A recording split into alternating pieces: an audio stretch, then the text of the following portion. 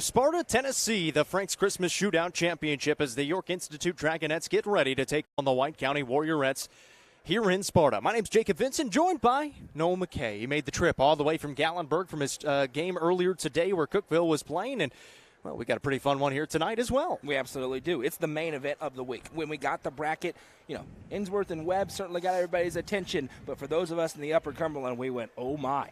We could get York, White County, again, a rematch of last year's championship game in this tournament. Two of the premier teams in our area, Jacob. Two of the top 5 teams in our area in the UC top 5. This one has a lot of interesting parts to it as two teams with some contrasting styles and no shortage of big stars set to duke it out for a championship. Of course, there was a win last year in the championship game for the Dragonettes, 58-38. However, without Coach Green, he left early in that game, got ejected early in that game, and obviously you were here. I was not here. I was here. It was an interesting one. But obviously he's going to want to stay out there for the coaching of this one. Going to be a really fun one as well. York is playing some really good basketball right now. Emma Cooper's been playing great. Reese Beatty has been playing great. Rayleigh Werner, Coach Green is looking for a little bit more from her, what he said in his coach's interview yesterday on the UCR Coaches Show. Yeah, and listen, this is a York team that is absolutely stacked at the top. You mentioned their names right there. Reese Beatty, the premier girls basketball player in the Upper Cumberland, the Power 5 commit, going to Clemson to play. She committed a couple of weeks ago. She is a superstar, but she's got a really good supporting cast around her, and it starts with Rayleigh Werner and Emma Cooper. The interesting thing about those big three is that they all complement each other really well. Werner can shoot the ball. She can also handle it. Sometimes you've got Reese Beatty, the prototypical all-around guard. You've got Emma Cooper, the big, who can also shoot it and stretch the floor. Can some of those other players show up tonight against the very good and very tall White County Warriorettes team with the likes of Emma Pyle, Callie Franklin, Zoe Gibson, and other big moment? So as we get ready for this contest, York with counting their whole lights going from left to right. For the Dragonettes, these 14.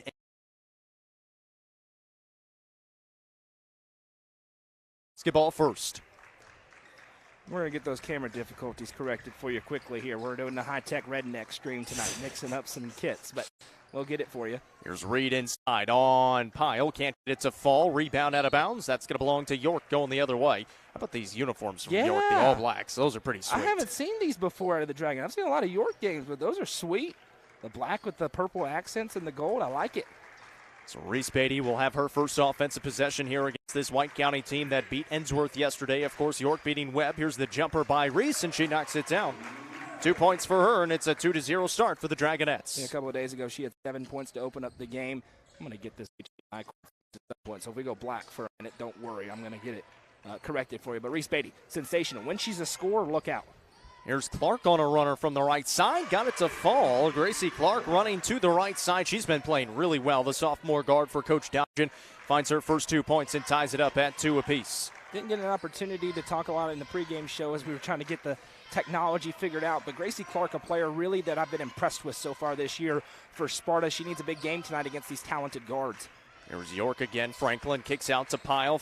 Dials up the 3 and rattles it home. It is a Birdie's Lounge 3 for Emma Pyle from downtown. Yeah, Emma Pyle, she can shoot the ball when she's wide open like that. A lot of people can, but she can shoot it from all over the place. How about Gracie Clark answering at the other end? Told you, Gracie Clark can really play. And, these are some guards, these 3 guards, Clark, Winningham, and Grasty, who last year kind of got their feet wet and now ready to go. They've had a great start to the season. Big reason why they're undefeated. 57-41 win against Innsworth last night. Of course, York beating Webb by about the same score, 54-41. But it was probably a better win than it looked on the scoreboard. Not a great pass into the corner to Franklin. She's able to handle from Werner.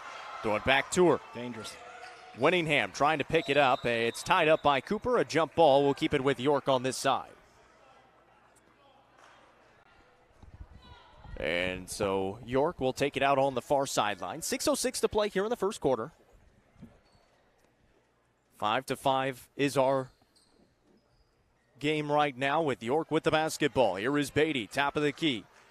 Surveys the defense, throws to Pyle on the right wing. Pile around the perimeter. Beatty catches, looking inside to Cooper on the free throw line. Good defense so far from the Warriorettes. Have a lot of size. They finally get it to Cooper. She tries to get past her, and a foul is going to be called on Lakeland Grasty. Coach Dodgen not too happy about it. Thought Cooper threw out the chicken wing and maybe hooked around her. So Grasty tagged with her first.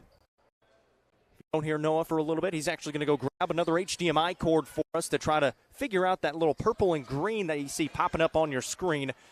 As the HDMI cord we have here is one that we don't use a ton, so they're going to try to figure that out. That ball goes out of bounds, and it will be White County basketball going the other way. Hey, we're broadcasting here on Facebook. We got it on Twitter and on YouTube as well. You can look up Upper Cumberland Reporter on YouTube and on Facebook, UC Reporter and Twitter as well. Reed inside, can't get the runner to go. Rebound Beatty. She'll push it the other way, 2-on-2. Beatty, free throw line, stops, now drives in. Foul is called, and the basket is good. Reese Beatty earns herself a trip to the Guffey Law free throw line for one. Beatty, 4 points already here in the early going. Foul is called on Gracie Clark, her first, as that'll be the second on Sparta here in the first quarter. Beatty at the line. Free throw is good. She's got 5 points here in the first. 5:22 to go in this first quarter of the Frank's Christmas Shootout Championship game. These two teams met a year ago. It was a 58-38 win for York. Jones at the other end. Past Beatty, good defense, stayed straight up and missed it. Now Cooper, the rebound, will give off to Rayleigh Werner. Werner brings it across the timeline against the teeth of the defense. Top of the key, drives in, kicks out, Pile, fakes on the three, puts it on the deck, kicks in the corner. Franklin catches. Franklin now puts up the runner. Clark is there on the block, trying to save it from going out of bounds. And they're going to call that York basketball underneath. Thought she got pushed. And no call. Coach Dodgen unhappy with a few calls here in the early going. A few no calls, I should say. Werner to inbound. Throws it over the top. Trying to be tracked down into the backcourt. York able to get it. Cooper with it. Two defenders in front of her. And now a foul is whistled on Ava Jones. So Jones picks up her first. You might see the screen go black here for a second. We're going to switch out HDMI cords. Figure out.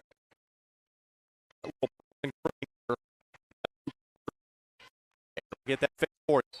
Here's Beatty. And offensive foul going the other way. Callie Franklin. Green. We'll bring it up. Two defenders in front of her. Passes off to Jones. Up ahead it goes to Winningham. Pass fake inside. Back out to Jones. Now Reed, kick out Grasty, dials up the three, can't get it to fall. Long rebound in the hands of Clark. Winningham now on the right wing. Clark again drives it in, spins, puts it up with the right hands, can't finish, and the rebound ripped out of there by Cooper. Trying to get it away to Beatty, finally does. 4:09 to play here in the first quarter. 8-5 lead for York. Inside, Beatty finishes again. Beatty with 7 points here in the first quarter makes it 10-5. Sparta at the other end. Winningham trying a three. Off the back of the iron, couldn't get it to fall.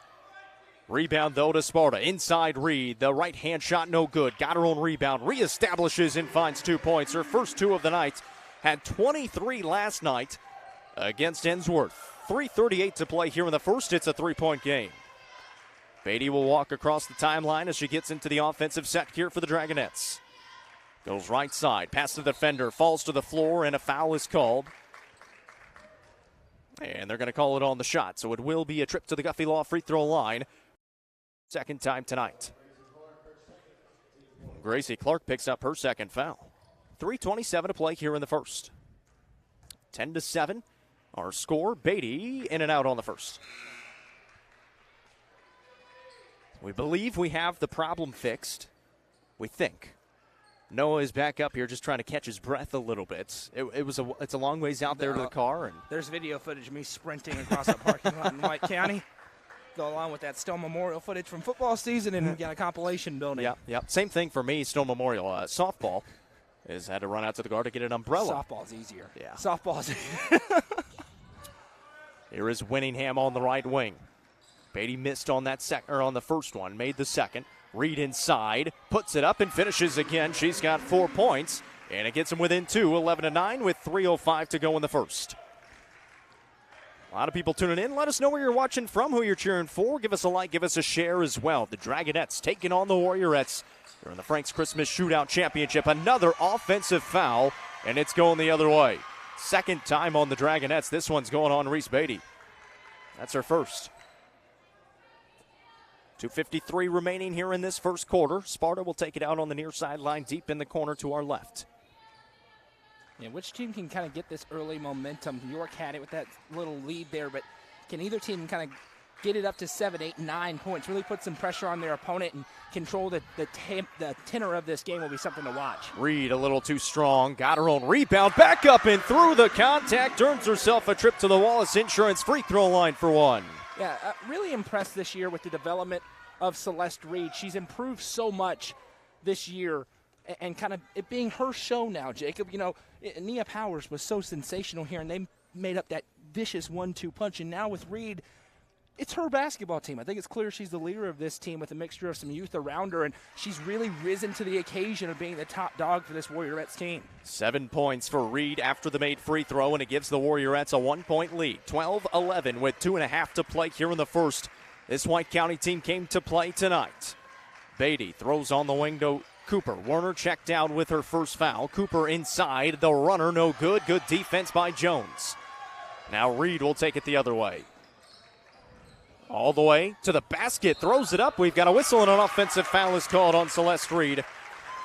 Was it Beatty under there taking the charge? It was. It's Reese Beatty who gets there, and she's to the spot, and it was a good job to kind of Euro step slash the fake pass from Reed, but she still squared up into the chest of Reese Beatty, and that's what the officials saw there. Beatty goes down. That makes the call a little bit easier as opposed to if she maybe hits the shoulder on her way up, but when you get that chest contact, that's usually going to be an offensive foul. Here is Annabeth Dunford for the first time. Bounce pass, Beatty, wide open lane, lays it up and in. Yeah, the Red Sea just parted there for Reese Beatty. That's a good set play for Michael Green. You kind of bring the shooters out onto the edges, and there's just one player there setting the screen, and that allows an easy go into the lane for Reese. Winningham on the left wing, catches, looks inside now to Jones. Jones backing into Cooper, throws it up, missed it, rebound into the hands of Zoe Gibson.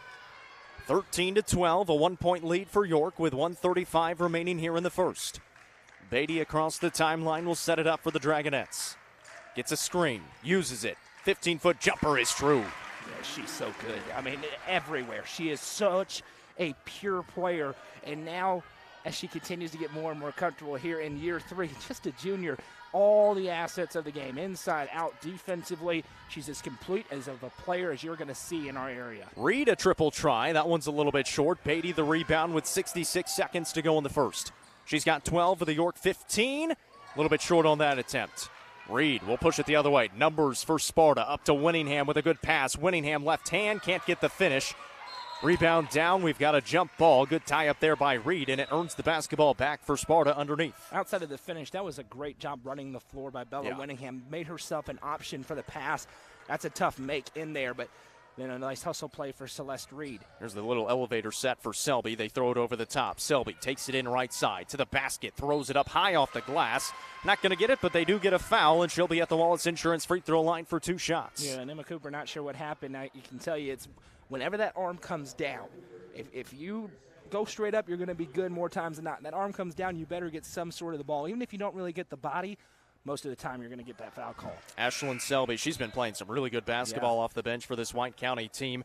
Not scoring it maybe as much as she would like. The shots are definitely going to come, but misses on the first one. She'll see if she'll knock this one down. Able to get that one to go. 1 for 2 from the Wallace Insurance free throw line. It's just a conveyor belt of young bigs here. And one after the other, right? You go from Powers to Reed to Jones, now Selby. I mean, just nonstop. And now you got some guards coming in with these 3 guards. So really building something, Coach Dodgen is. Piper Price in there as well. They kick it out on the wing. Dunford. Now Beatty catches on the top of the key. 30 seconds to go in the first. Down low, Dunford. Kick out pile. She takes the 3. Can't get it to go.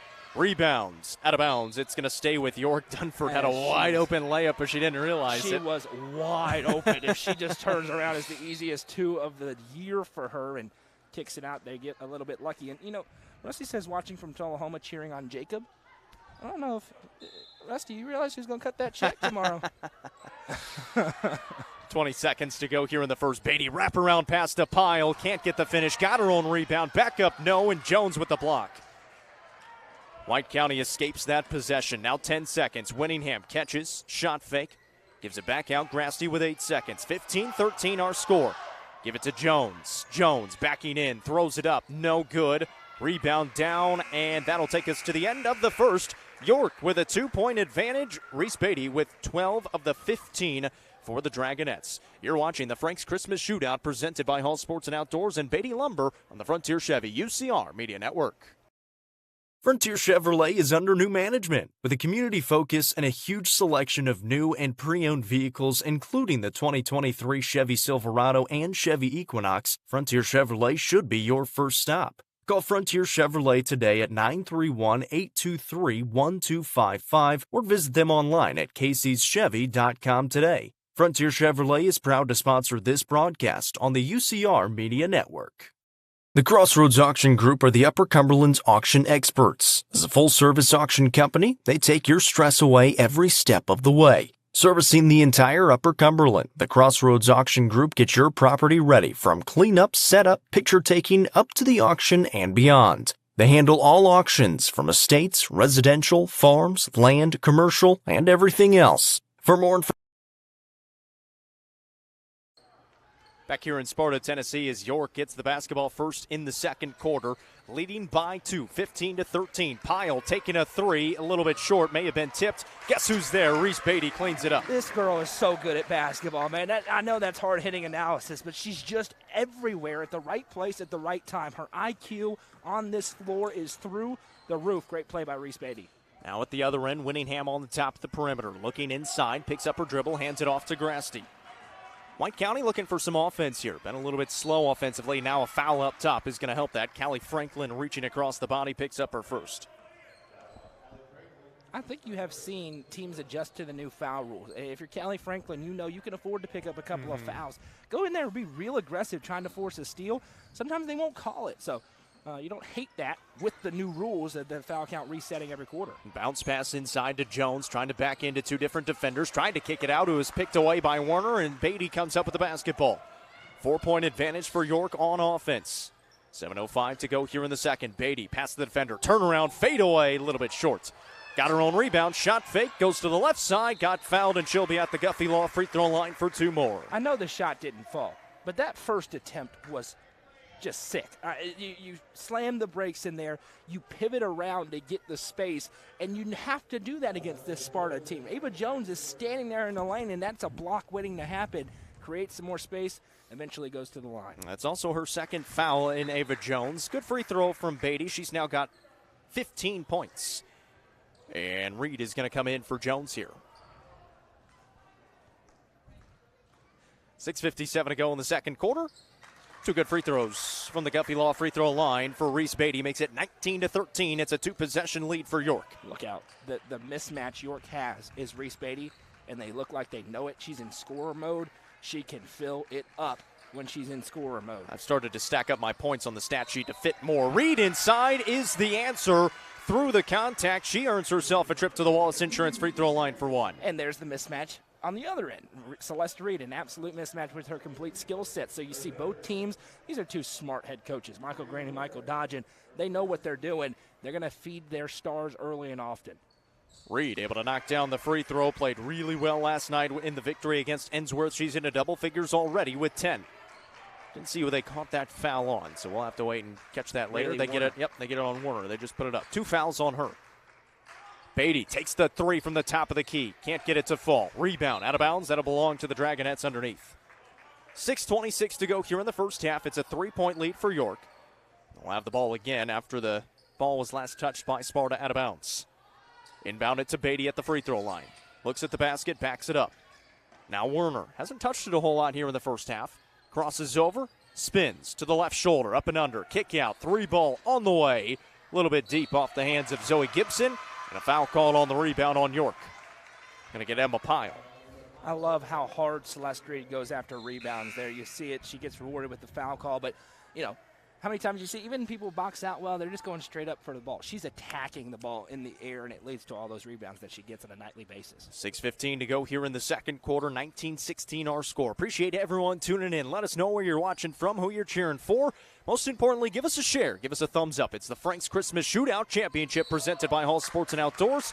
Got to travel underneath. Another turnover by Sparta. Yeah, Hall Sports and Outdoors and Hall Family Pharmacy, they've made it possible for us to be here for all the games featuring Upper Cumberland teams. We appreciate them. Their Christmas sale going on now. If you're like me, you still haven't done any Christmas shopping. If you're like me and Desiree, we got ours done and wrapped. Well, you could still go get a few more gifts for yourself at Hall Sports and Outdoors there in Jamestown. Here's Werner around the top of the perimeter. Now drives it left side. Ball loose. Selby tried to get there in time, and it went out of bounds first. That's 2 straight plays where Reese Beatty hasn't touched the ball. That's too many plays in a row for York. They got to run this offense through one. They know it.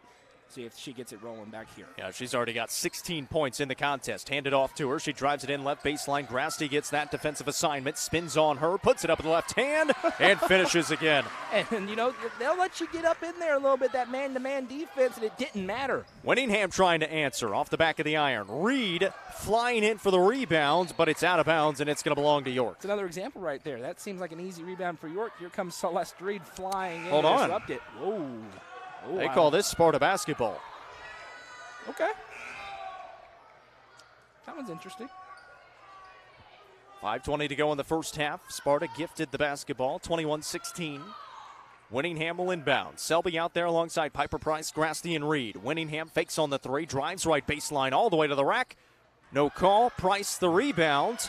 Missed it, got it again. Yeah, and it's great defense inside. They go straight up and down. Nobody jumps. Hard screen by Reed, and Selby misses the lay-in again. Throw it back in. Reed catches. Back to Selby. Bounce pass out to Winningham. In the pocket for a 3 try. It's off the back of the iron. Price going to be tagged with a foul. Yeah, and looking back at that first entry into that play when they go into the paint, York does typically a really good job. You're not jumping, right? You make it difficult for an official to make a call against you when you're just standing there and the offensive player is the one who's initiating the contact and going up. That was a good possession in that regard for Sparta. You're going to love the hustle on the boards, but they need to come away with points on plays like that. 21-16, York leads it by 5. Here's Cooper. Lost it. Winningham comes up with a steal. Sparta looking for some offense. Only 3 points here in the quarter. 4:37 to play in the second. Winningham driving off to Price for the jumper. That one's no good. They have gone cold here in this second quarter. This is a team that's scoring more than 70 points a game. Of course, they put up 54, make it 57 against a good Ensworth defense last night. York, a really good defensive team as well. Yeah, I was about to say, York, one of the top defensive teams in the entire 2A classification. The best defensive team Sparta has faced so far. I don't think it's particularly close after watching even Ensworth, who's a good basketball team. York significantly better on that side of the ball. And driving in, Franklin draws some contact and earns herself a trip to the Guthrie Law free throw line. And Coach Dodgen, he's kind of got that wry smile on his face. He's had that for about the whole first half now. They're going to get the foul called on Price. It is her second. And he's getting his money's worth over there on the far sideline. Free throw off the back of the iron. Yeah, be careful. I think we're about to have a warning here on Coach Dodgen. So Coach Dodgen going to have to walk away after he aired out his grievances. And he's upset because he feels Franklin is the one, as I mentioned, initiating that contact. What do you want a defender to do? It's a legitimate gripe, but there's always that line you got to walk to make sure you get your point across, and you also don't want to get a technical. Misses on both free throws. Winningham at the other end. 3:51 to go here in the first half. Reed catches inside, steps through the double team, throws it up, missed it. Rebound down to Gibson, and Beatty is in there. And Reese Beatty's become a presence in the paint now against Celeste Reed. So you wouldn't think that traditionally, but Celeste was really dominating in there. So now they've thrown Reese Beatty in there to kind of change the look up and make it more difficult. That's something Coach Green talked about on the coaches show yesterday, saying that she's so good because she can guard at every single position. Reed pretty good at guarding at all positions. Almost came up with a steal. Warner's got it. Bounce pass off to Gibson. Inside. Lost it on the way up. And Selby comes up with the ball. I got swiped by Celeste Reed. Nice play. Across the timeline she comes. Slows up. Throws to Grasty. Reed sets a screen. Step back 3 by Grasty. Doesn't fall. Reed had it, but she's pushed in the back by Beatty. And Beatty picks up her second foul, much to the dismay of the York faithful here in attendance.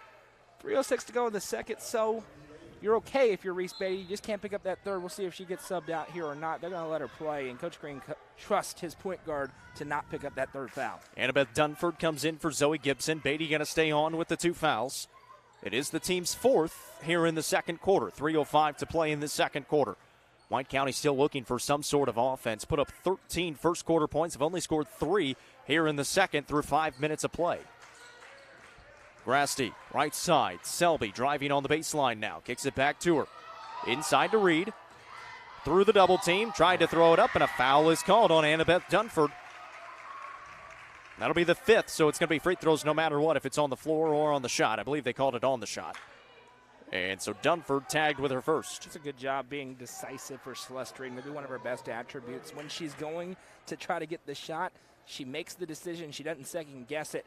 And one way or another, you're either going to get some points at the line or by just finishing inside. Well, she hasn't missed at the Wallace Insurance free throw line yet. She's a perfect 3 of 3 so far in the night.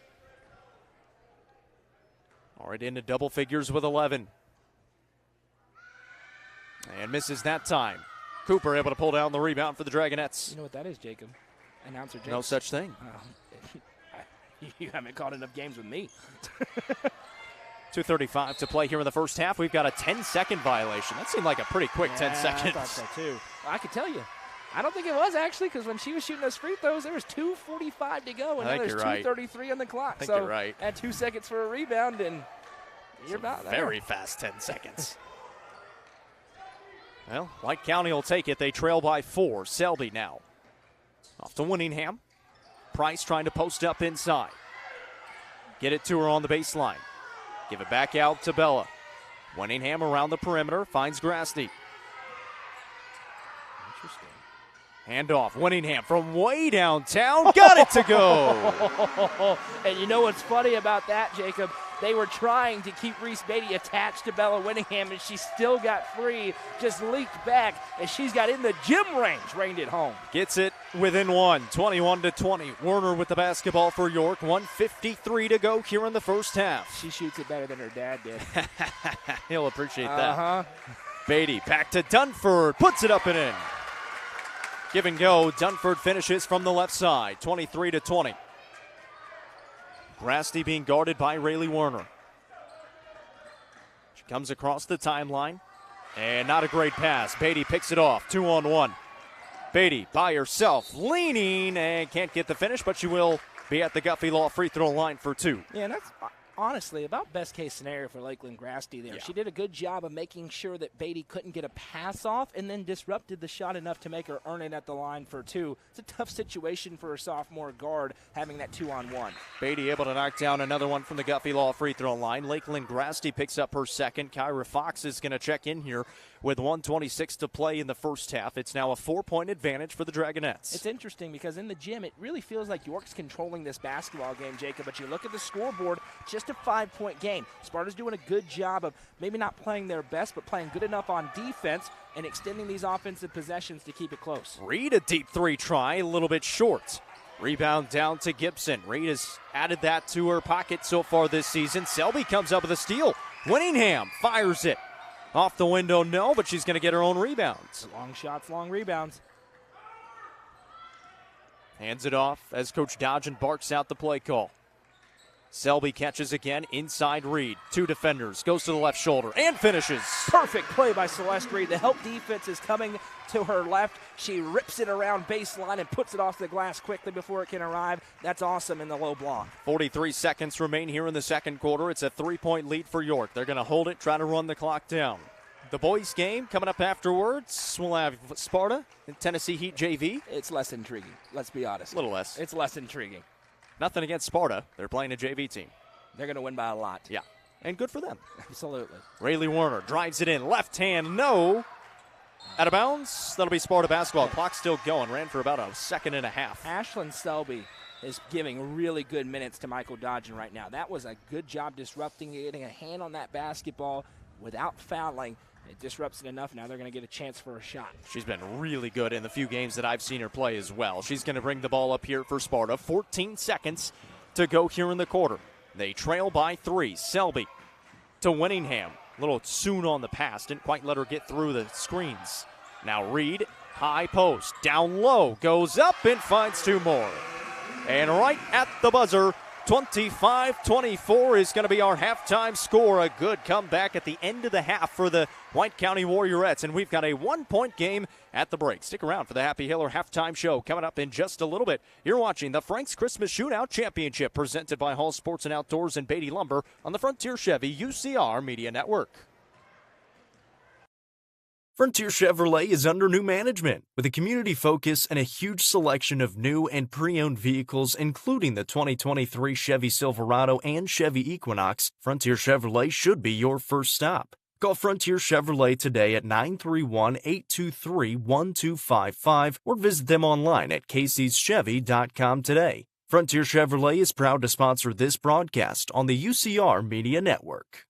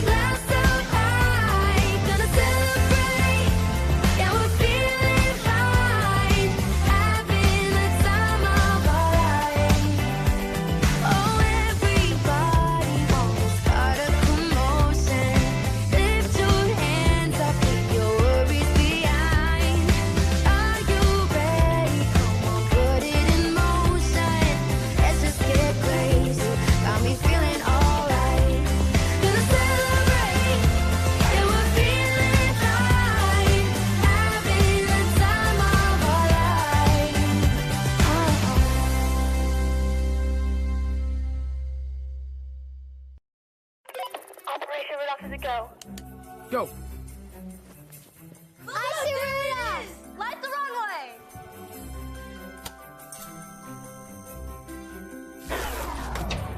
Santa's never gonna find us. Oh, yes, he will.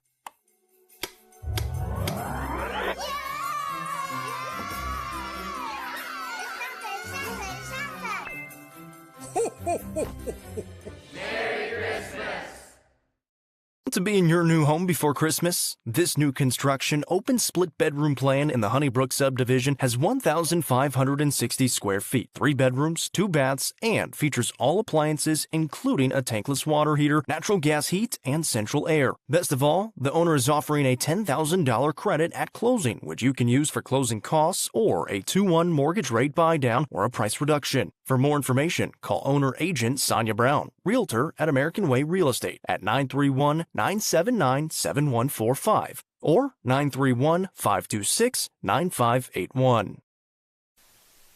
Nelson Trophy and Screen Printing is proud to support student athletes and athletic departments throughout the Upper Cumberland. They are also proud to sponsor Nelson Trophy and Screen Printing's Player of the Game on this broadcast. From trophies to t-shirts, they can do it all. Be sure to stop by and see them at 120 Circle Drive in Allgood or give them a call at 931-537-9559. Nelson Trophy and Screen Printing, proud sponsor of this broadcast on the UCR Media Network. Hone and develop your skills on the court with professional basketball player development from Legacy Athletics. Call 931-303-3356 or follow them on Instagram at legacy_athletics or on Twitter at jwinningham25 for more information today. Legacy Athletics, proud sponsor of this broadcast on the UCR Media Network.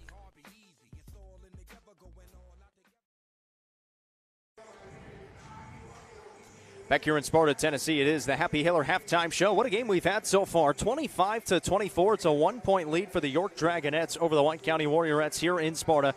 My name's Jacob Vincent, joined by Noah McKay here on UCR. Appreciate everyone tuning in for this one. York looked like they were going to have a chance to extend a lead there in the second quarter, but White County got the ball into their senior post player in Celeste Reed and was able to get some answers, knock down some free throws, and a big bucket before the half to get them within one. You look at the stats, they kind of tell the story of the game. Reese Beatty, 20 points in the first half. Celeste Reed, 13 points. Nobody else with more than 5, and neither team has more than 4 girls who have scored for them. So, the two stars are getting it done, and they're doing it in their own unique ways. Reese Beatty all over the floor, all 3 levels. Celeste Reed getting inside. she's shown the propensity to shoot the three, but in this game, it's all the twos and some free throws, and that battle is so fun to watch. It's why these two teams, I think, have very high ceilings this year. When you've got star players like that who can show up like this, you can beat a lot of teams, but it's not just them. They've got good depth behind them. Really, that's kind of the question I have in this second half. Which group gets it rolling quicker? Is it a Rayleigh Warner and Emma Cooper, or is it a Bella Winningham and a Lakeland Grasty and Gracie Clark? That may be who decides the winner of this game. I want to thank our friends at Hall Sports and Outdoors and Hall Family Pharmacy for making it possible for us to be here. They're the presenting sponsor of this entire tournament, and their Christmas sale is happening right now with incredible deals like 50% off all camo hunting apparel, 50% off Columbia SEC fan apparel, and $25 champion hoodies. Finish your Christmas shopping at Hall Sports and Outdoors. At the pharmacies and the gift shops, they've got some great Southern comfort stuff. They've got Christmas decorations. So think ahead, 50% on Christmas decorations. You see some stuff you like, you can store it away for next year at a way better price, and they're going to treat you really well. We appreciate them. They get a real heart for the community and for the kids just like we do. And we appreciate them making it possible for us to be here. For those who have heard me say call hunting apparel, blame that on Noah. It's on me. I knew it didn't sound right, but I didn't know what it was. So I Camo. There we go. It's Camo. Camo hunting apparel. That makes It's been so a week. much more It's sense. been a week, Jacob. That makes All right. it has It's been a more week. than you know. Yes. Let's take you through the scoring from that first half. 20 points for Reese Beatty in that first half. She had 12 in the first quarter, 3 for Emma Pyle, and 2 for Annabeth Dunford. I got to apologize for Noah here because I wrote down the wrong score because I can't do math. Celeste Reed actually has 15 rather than 13. I missed a 2. Actually, I had the 2 on there. I just quite literally didn't add it up. So she's got 15 in the first half, 5 points for Gracie Clark, 3 for Bella Winningham, and 1 for Ashlyn Selby. That's been the big thing for Ashlyn Selby. Has come in and played some really good minutes, but then misses some of the layups, went 1 for 2 from the stripe. If that offense starts to come along, she is going to be a great addition to this rotation for Coach Dodger. Yeah, she really is. And little bit of semblance to a young Ava Jones, a slightly different skill set with that length that can come off the bench for a young player, and she presents something a little bit different. Just a freshman, you can kind of see her getting more comfortable there night in and night out, and as you look to kind of who can these secondary players be for this team that are going to need to emerge for either squad as they try to win a state championship. It's very tough. It's two different stories in that regard. York, they kind of got the yellow brick road to the state tournament. Now, it's tough when you get there, but they have a very favorable draw through their region. And not saying that they're not playing a tough schedule right now. They are out of it, which is a great thing that Michael Green has done the last several years as they've gone to back-to-back state tournaments. They've loaded up on the non-conference schedule to be able to be more prepared. For White County, though, they got to be firing on all cylinders a little bit earlier. 7 AAA, an absolute gauntlet. Another undefeated team sitting out there, the number 1 team in the UC Top 5, Upperman. Livingston Academy, rolling. Cumberland County, rolling. White County, rolling. We saw DeKalb County flirt with knocking off York in this tournament. So even those teams that we don't necessarily mention among the top 4 are dangerous. Stone Memorial was down 2 to Cookeville last week. There's some dangerous teams in 7 AAA. So who are those players going to be? Is it an Ashlyn Selby for White County? Can it be a Callie Franklin or an Emma Pyle for York that kind of boost up those superstars that we always talk about? You're seeing that tonight, and I think that's going to be a microcosm of this game. Like I mentioned, which of those role players can emerge in the second half of a one-point game? There's a championship on the line, and these are championship programs that's their focus. So I think you're going to see a big intensity level in this half. I think you're going to see those quick timeouts, kind of like what we see in the postseason environment. This is a good test for these teams as they try to prepare to get to that point. We'll take one more break and come back with the second half. That has been the Happy Hiller Halftime Show. Our halftime score 25-24. You're watching the Frank's Christmas Shootout presented by Hall Sports and Outdoors, the Frontier Chevy UCR Media Network. Steel Technologies has been part of the Rutherford County community for over 35 years. Their plants in Murfreesboro and Smyrna include over 150 teammates who process coils, metal sheets, and planks for customers across North America. Steel Tech's Smyrna and Murfreesboro plants are expanding, and they need teammates to join their team. With openings including machine and forklift operators, truck drivers, and more, they have the position for you with competitive wages and monthly bonus opportunities. For more information and to apply online, scan the QR code on your screen now. Steel Tech is a proud sponsor of this broadcast on the UCR Media Network. Steel Tech. Faith, family, Steel Tech.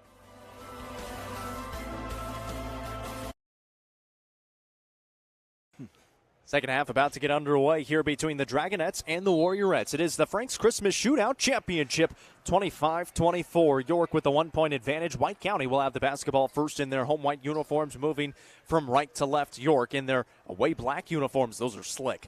Black uniforms, purple trim, purple numbers and letters, and yellow trim around the purple down the sides. White County looking for some more offense. Who is going to score outside of Celeste Reed to try to get them ahead in this ball game? Celeste Reed has been great, 15 points in the first half. Winningham hit a big three. She's got it here. We'll hand it off to Clark. Didn't play for a lot of the first half with some foul trouble. Jones a three, a little bit short. And Beatty skies for the rebound there. Beatty will push ahead now for York. One-handed pass to Franklin and an easy lay-in.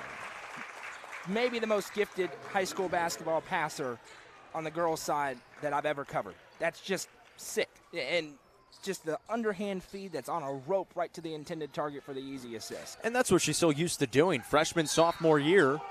We got a fight in the low block.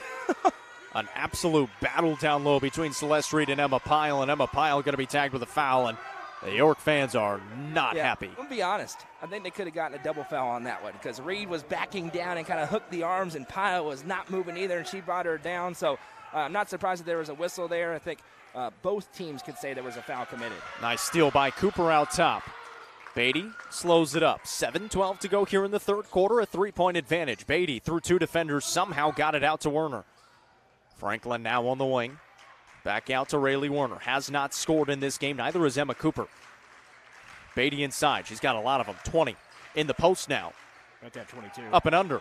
Gets her own rebound. Back up and good. Told you. Noah Stradamus, in the words of Jeremy Tollison. That she gets into that area, she's really lethal. Maybe the more underrated part of her game. 5-point lead now for the Dragonettes. Grasty with a screen from Reed. To Jones now top of the key, looking inside. Left side it goes to Clark. Clark had 5 early points, and Pyle just quickly picked up a third foul. Pushing the back on Reed. That is going to be 2 team fouls here in the third with 6:35 to play. Yeah, and that one is a little bit more clear. As she was just trying to clear out of the lane, and Celeste Reed is easier to clear out of the lane, and she got to be careful. Pyle's got to be real careful here, not pick up another one. Reed fading away and hitting. What a shot. Yeah, these two players, Beatty and Reed, they're going at it for a championship. You love to see it, and they're really bringing their best on a night where their best is required. 29-26, 6:18 to play in the third. Beatty again with the ball. Drives left side, 2 defenders in front of her, throws back out to Werner. And Cooper on the opposite side. Now Werner with it, kicks in the corner. Pyle fakes the 3, back out to Beatty. We'll survey the defense, now direct some traffic. Trying to get Cooper open inside. That's a mismatch.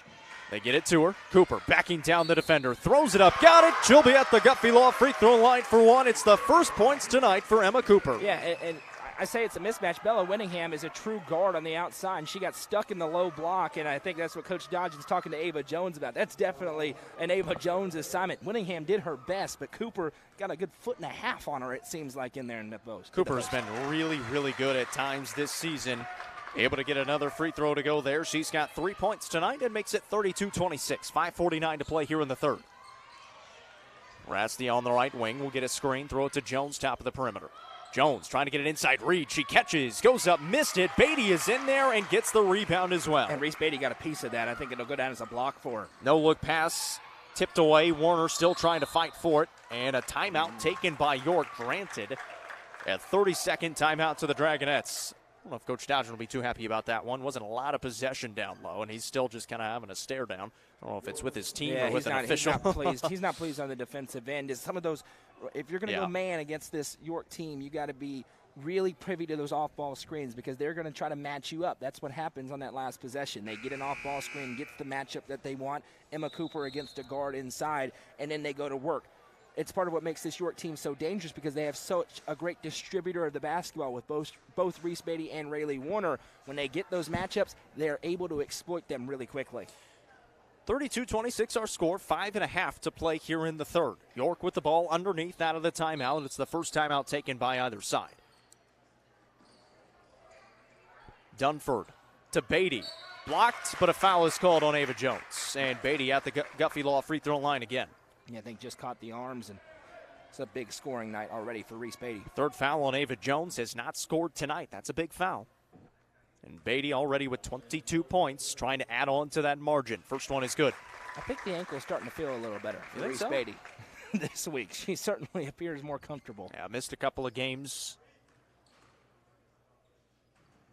Two good free throws there from the Guffey Law free throw line. Goose is out here. He's been out here all day long, all week long here at the Frank's Christmas Shootout. Great coverage from him. He's getting video content here in this one as well. So you'll want to definitely make sure you see the cinematic recap coming up maybe tonight, maybe tomorrow.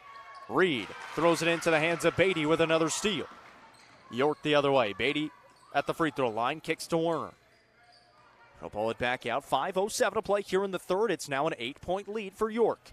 Beatty with the ball. Pass Jones. Left hand. Yes. And that's the fourth or fifth steal for Reese Beatty as Coach Dodgen calls a 30-second timeout.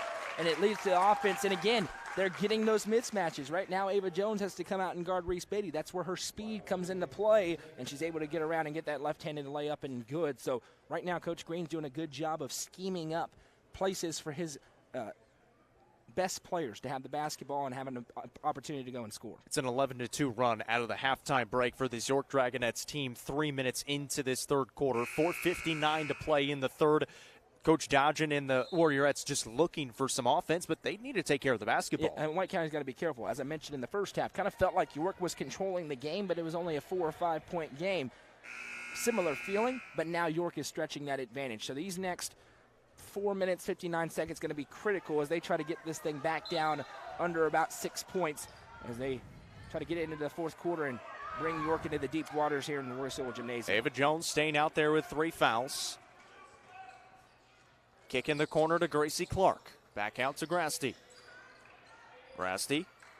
1-3-1 defense here by York now. They've changed it up a little bit. Inside to Reed. Reed, step back, jumper again. Short that time. Jones, the putback is there. And that's a great job by Ava Jones to crash the boards, and she gets to the right place and then puts it back in. Could have been an and one, but a nice play there for Ava Jones, the junior. Makes it an 8-point lead again. York back with the ball. 4:23 remaining here in the third. Beatty just kind of letting the offense come to her. Drifts to the left side. Cooper inside. Jones has that defensive assignment. Warner takes it to the basket. Blocked out of there by Jones and out of bounds, and York will keep it. Yeah, and I'm watching the defense here for White County. They're now trying to fight through screens as opposed to just switching everything. And so that could lead to maybe an open 3 or 2 for York. But right now they're getting it inside and finishing, so I think that's probably the right move. Here's Beatty on the inbounds. Gets a screen, a head fake, stops, spins, fires, short. Warner is there. Cooper is there. And we'll pull it back out. Beatty open for a 3 try. Got it to go. A Birdie's Lounge 3 for Reese Beatty.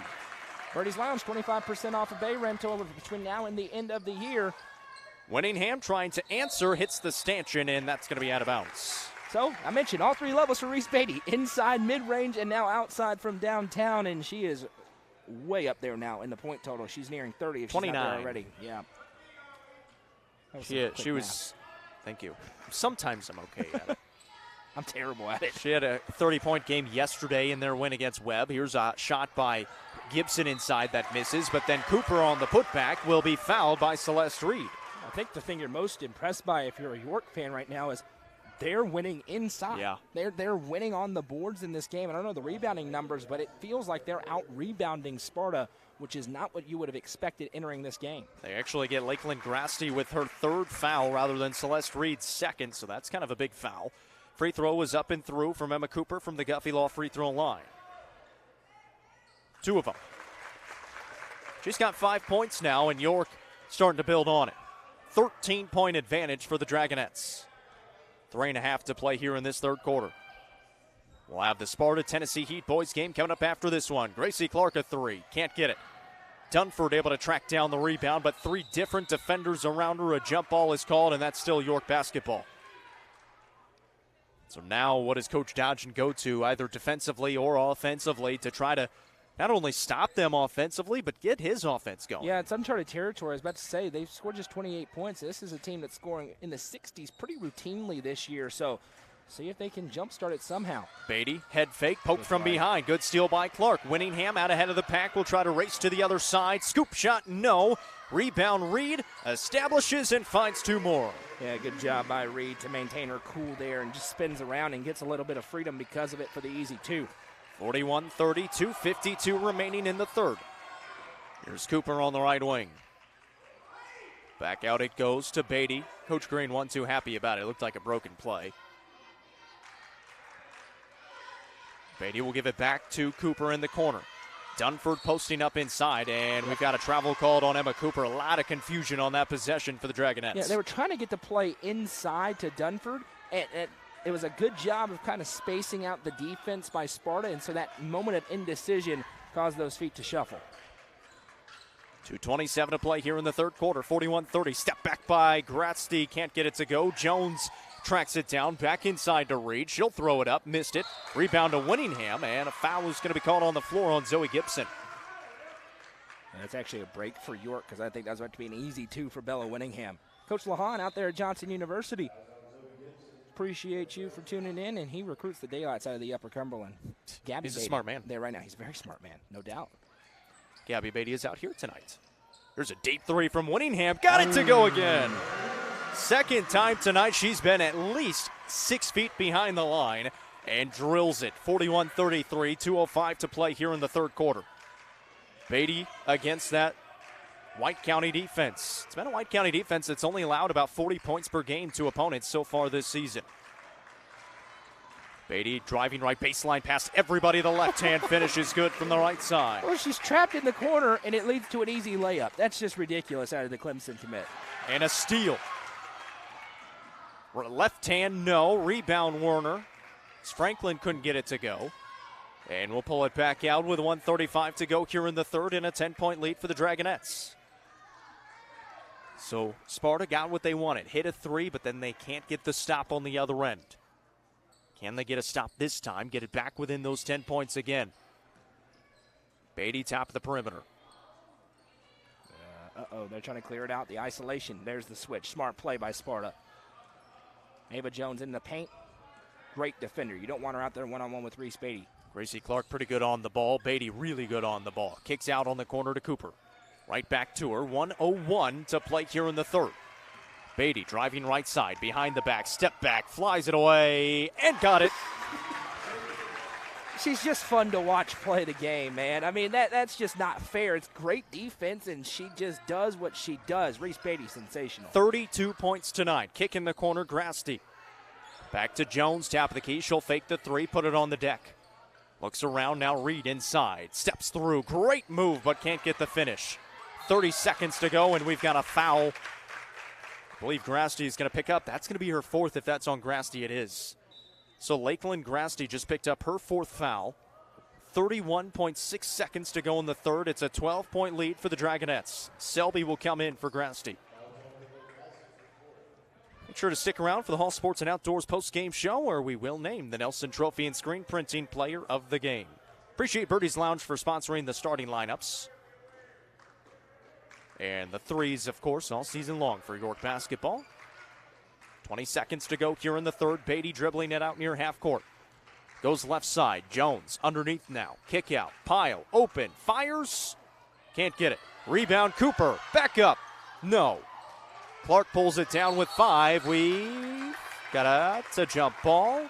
That'll be Sparta basketball with 4.7 seconds to go here in the third. They need some points. Couple subs come in here for York as Beatty comes out alongside Werner. Save the fouls. That's what that is right there. You don't want to pick up the third. Here comes Clark with 2 seconds. All the way to the basket. The runner is good. Great drive by Gracie Clark. Knew she had enough time, went all the way to the basket, put it up and in, and they're within 10. 45-35 at the end of 3. You're watching the Frank's Christmas Shootout Championship presented by Hall Sports and Outdoors and Hall Family Pharmacy on the Frontier Chevy UCR Media Network. Your local Domino's wishes you and your family a Merry Christmas. With locations in Smithville, Sparta, Livingston, Allgood, and 2 in Cookeville, delicious pizza, pasta, and more is never far away. Use the Domino's app to take care of your game day eats. Domino's is a proud sponsor of this broadcast on the UCR Media Network. Back here in Sparta, our score 45-35 at the end of 3. York starting to build on that lead. Yeah, I mean, Reese Beatty has been ridiculous. She's got 32 points. Nobody else has more than 5, and they don't need anybody else to have more than 5. She is controlling the basketball game. She's nearly outscoring Sparta on her own in this one. She looks every bit the part of a Power 5 basketball player. But for Sparta, where are they going to go to get it rolling? Celeste Reed's had a lot of success inside. You've seen the adjustment of putting Reese Beatty down there in that low block alongside of her. Can Bella and Winningham start to rain in some threes? They're going to need it if they want to keep their undefeated record intact and win this tournament that they host. Gracie Clark has also hit a 3 here tonight, so we'll see if she can get it going here in the 4th quarter. York starts out with the basketball first with a 10-point lead. Just triple teamed Reese Beatty when she touched the ball. Yeah, she's got 32 points. Yep. You got to do something. Give it to Pyle. It's not the wrong move. There's a kick by Clark. Now they're sending pressure everywhere, traps everywhere, trying to create some turnovers. Yeah, and this is what they've been able to do so far this season to get to that undefeated record of 13-0. But now it's Rayleigh Warner. Now it's Reese Beatty. Now it's Callie Franklin who are handling the basketball, so it's a little bit tougher to force those turnovers, which has led to those huge scoring outputs, all those points off turnovers. Cooper back out to Warner, and York looks like they're just in clock mode right now. Yes, that they will play 4 corners for the next 7.5 minutes if they can. Beatty here on the near side. Yeah, and if you're White County, you're going to have to bring up that pressure. Beatty, Clark in front of her. Beatty will go past her to the basket. Lays it up. No, but she did get the foul, and she'll be at the Guffey Law free throw line for 2. And that's kind of the threat, right? Because they are totally content to stall. There's no shot clock. It's a legitimate strategy.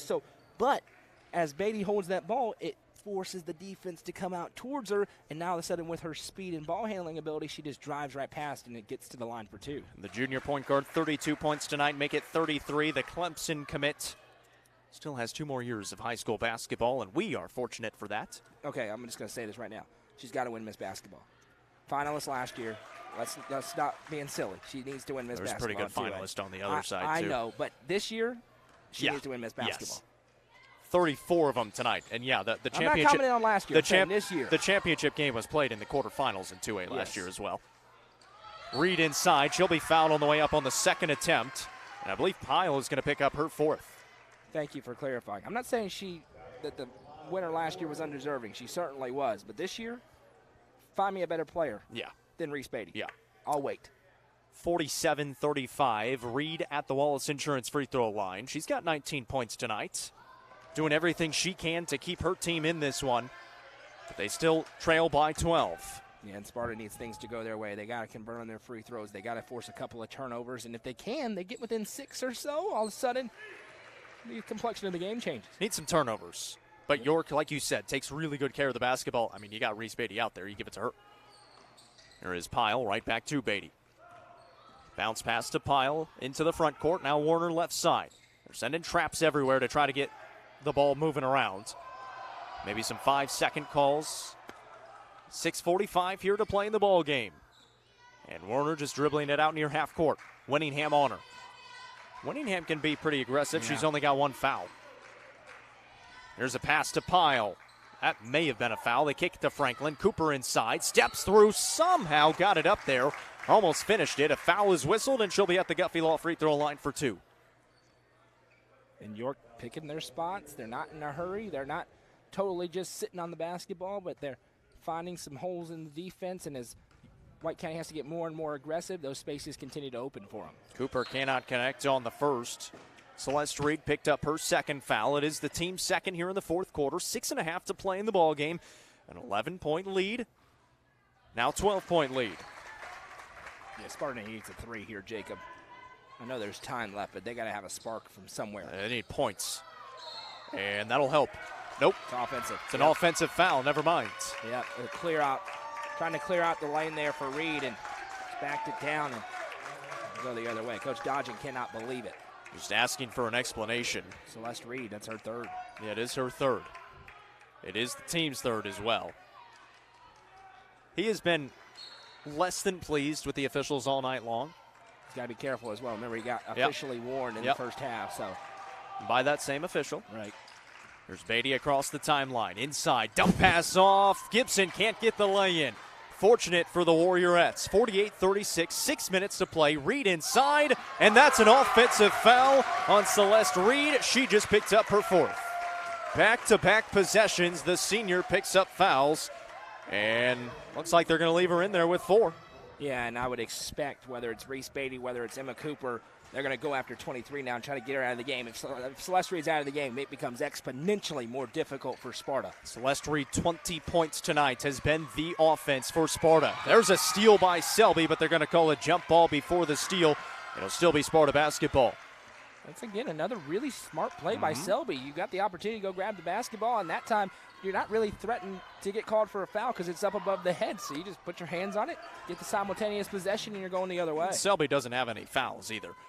And look at this. Reese Beatty's going to be guarding Reed inside. That pass deflected out of bounds. One big note here. Sparta has 4 team fouls already called against them, so York could shoot a bunch of free throws here in the fourth quarter. 5:45 remaining here in the fourth. It's 48-36. York won this game a year ago, 58-38.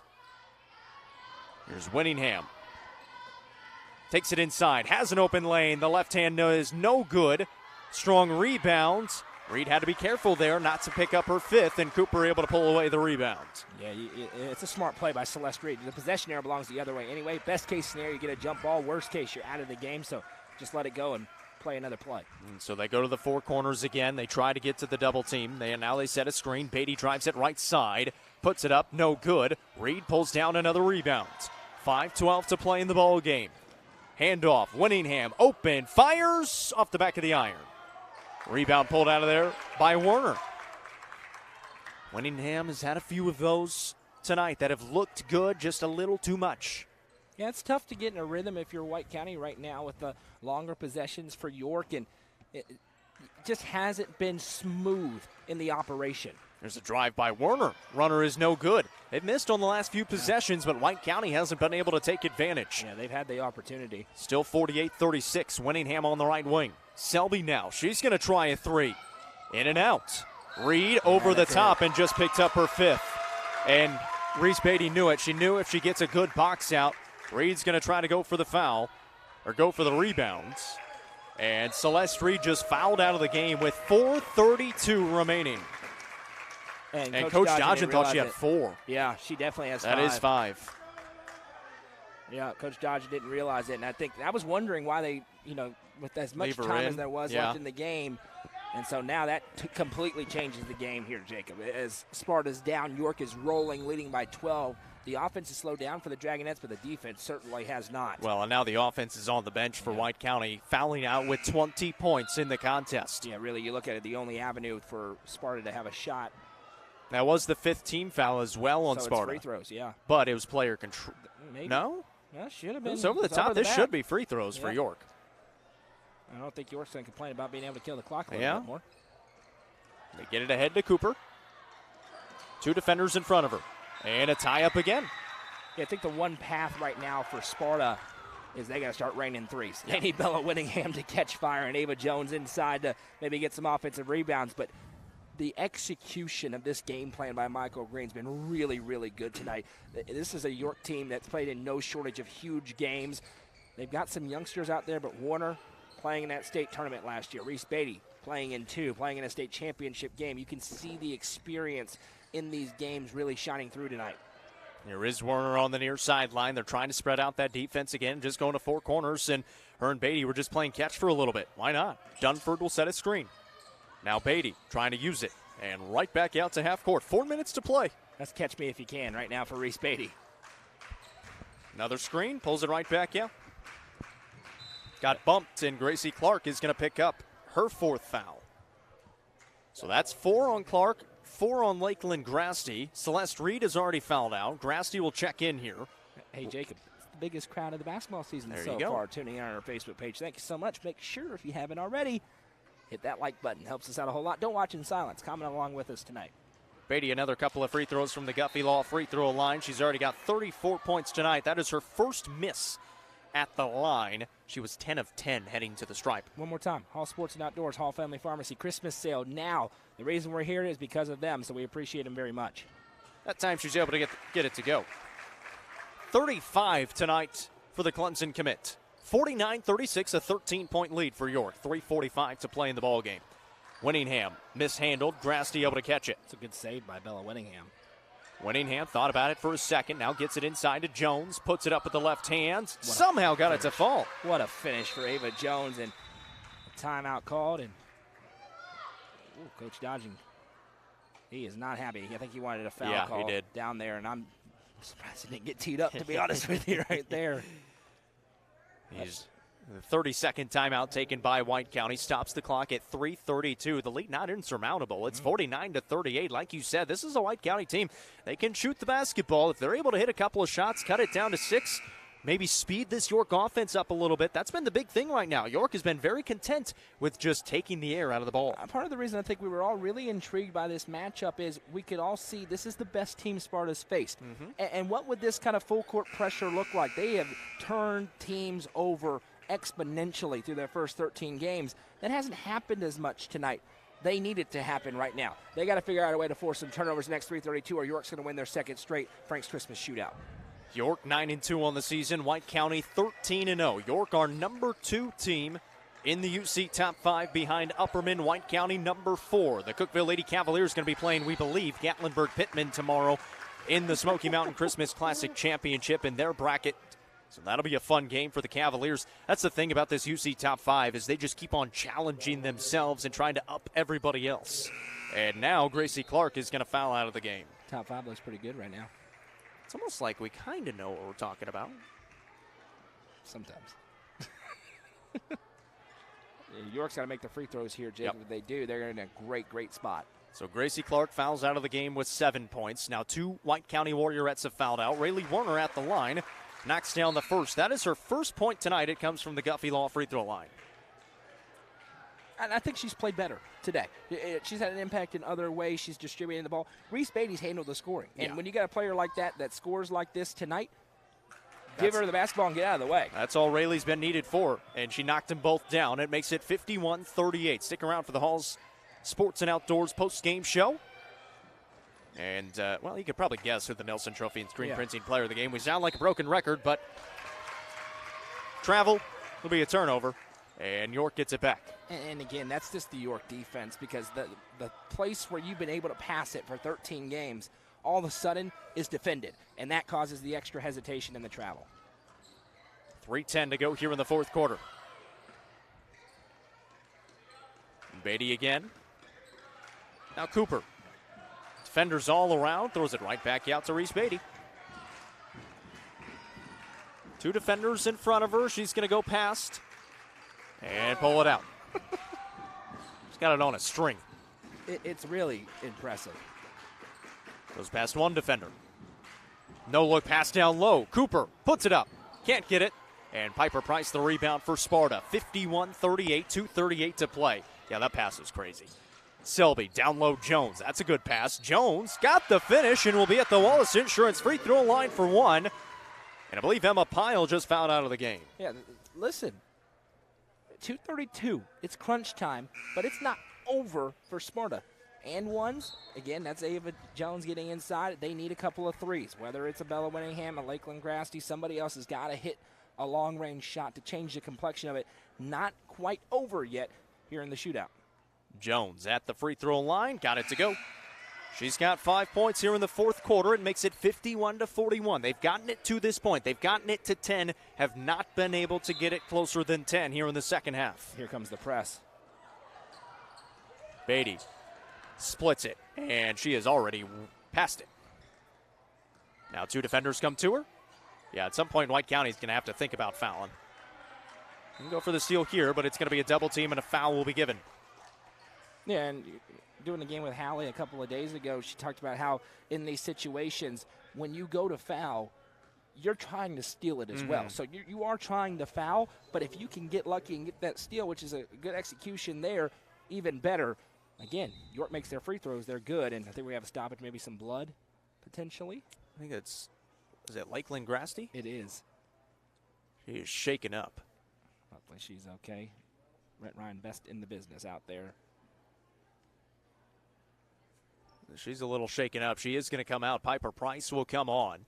She may have taken a shot to the face And so she'll come out. She's a tough young lady. Take a break. No, that's Kyra Fox, I beg your pardon. Lakeland Grasty is here getting ready to rebound the free throws. That's true. Warner can't get the first. We're a long way up here. It's not one in bonus anymore. Well, I think with the stoppage with the subs as Yeah, well, they could have yeah. thought it was the second. Rayleigh Warner was just standing there. Yep. Warner can't get either. So a 10-point game, 2:16 to play. Selby to Winningham. Need a three. They could use it. And that is going to add insult to injury as Selby tried to save it in bounds, threw it off the head of Coach Dodgen on the far sideline. And the best part is the girls on the bench knowing they can't laugh right now, and they're all covered up their mouths to make sure that they don't. There's a foul given by Bella Winningham. That is her second.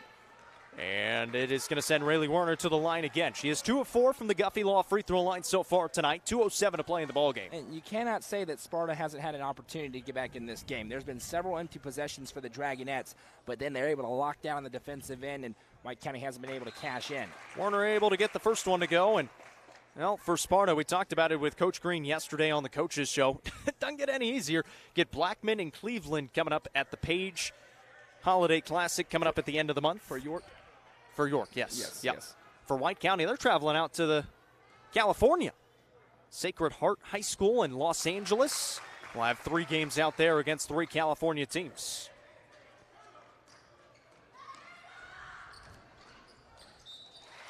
And inside the finish for Ava Jones through the contact.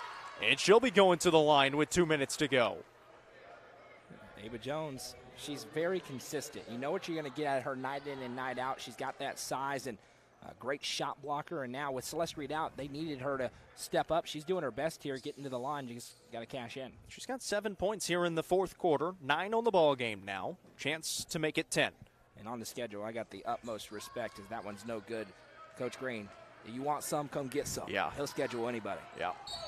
1:55 to play now in the ball game. Another foul given. 53-43. Again, they've gotten it to the 10 points, have not been able to get it closer than that. And Warner will be at the line again. Once again, we appreciate our friends at Hall Sports and Outdoors, Hall's Family Pharmacy, for sponsoring the broadcast here at the Frank's Christmas Shootout. Warner misses a free throw at the Guffey Law free throw line. We will have the Hall Sports and Outdoors postgame show coming up in a little bit. Able to get the second one to go. Warner now 5 points in the contest. She is 5 of 8 from the line. 1:50 to play in the ball game. Winningham, a 3, short. Rebound to Cooper. That's probably about it, Jacob. Last gasp on that 3. Selby looked like she tried to get 2 hands on, and now they do give the foul with 1:36 to play in an 11-point game. Reese Beatty going to have a chance to add on to her already great 35-point night. Do we want to do the Nelson Trophy and Screen Printing Player of the Game now, or should we just let the intrigue go? We'll let the intrigue go Sure. if you want. I mean, it's up to you. It's not that hard to figure out. It's the player at the line right now. That is correct. She just made the first. I know I made the decision for you. No, we were on the same page Okay. on that one, my friend. I promise you. 37 big ones. Is that good? with a championship on the line. That's pretty good. 37 points tonight for Reese Beatty. Don't know what her career high is. It's got to be close to that. It's got to be close. Inside. Selby. She gets fouled, and I bet I could find out. she'll go to the Wallace Insurance free throw line for a couple of free throws. Emma Cooper going to be tagged with her 3rd. That is also the team's 4th, so now White County is in the bonus, but it's an 11, make it 13-point game. Now 12 with 1:21 to play. Selby gets her 2nd point of the contest.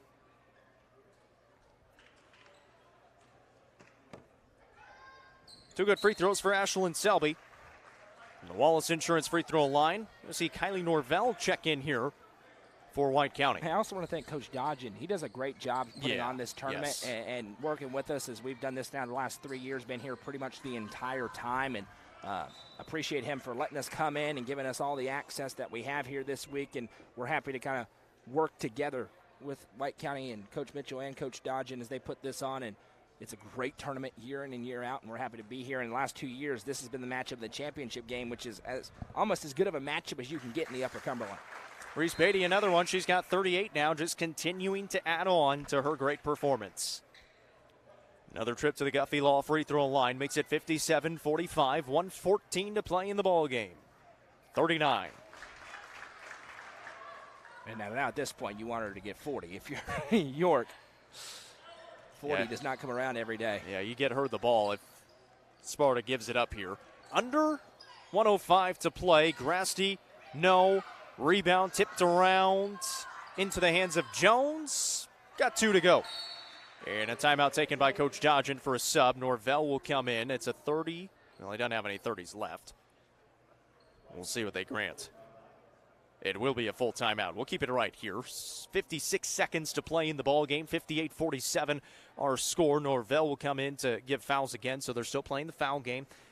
I mean, yeah, you kind of have to if you're on the losing side of it by 11 points, but it's your team. They're knocking down free throws. Yeah, Reese Beatty is awesome at the line. And looking down, she's missed 1 in this entire quarter, 2 in the game. So very good at the line, and she has the basketball in her hands. And she's as close to an untrappable player as you're going to find because she's so good at wiggling her way through traffic, keeping her dribble ahead. Right when she splits double team, she doesn't get wild with the dribble and give it up. She's still in control of the basketball. So it's really tough to come back against this York team late in games because they're good at the free throw line and their best player can have the ball 90+% of the time. She's 15 of 17 tonight from the line. She missed one back in the first quarter, but good. Pretty solid. 39 points, 15 of 17 from the Guffey Law free throw line. 56 seconds to play. 2 timeouts left for White County. According to Reese's dad, he thinks this is her career high. There you go. We'll take it. That's a pretty reliable source. 39. We'll see if she can get to 40. They inbound Werner. Jones went for the steal. Went for it again. Werner trying to get it to Beatty. Does. Norvell not going to foul yet. Dribbling around, and there is a foul given, so she will have a chance. Very good chance to get to 40, if not more. And the reason this is such an impressive 40, they needed it, right? Where the mismatch in this game, big one on paper, inside for Sparta. Reese Beatty has been the neutralizing factor. They needed her to be a scorer in this game. As the first one misses because we're talking about 40. But the first one missed, they needed her to be a scorer. And she was a scorer tonight in a very major way. Reese Beatty, 40 points. What a night. White County has 47, by the way. Reese Beatty has 40. 37 seconds to play. Here's Selby driving, kicking. Off it goes to Jones. Spinning, and that'll be a travel. Hey, listen, this is a tough tournament. You got Innsworth, you got Webb, South Sparta, Gibson. Of course. South Gibson is a perennial South state Gibson's a state tournament 3-8, team. Yeah. And York's about to win it for the 2nd straight year. That's strong. That's very strong. Pretty handily in the championship game, and now they're going to let her dribble it out. So Reese Beatty is going to lead the way with 40 points. She is your Nelson Trophy and Screen Printing Player of the Game.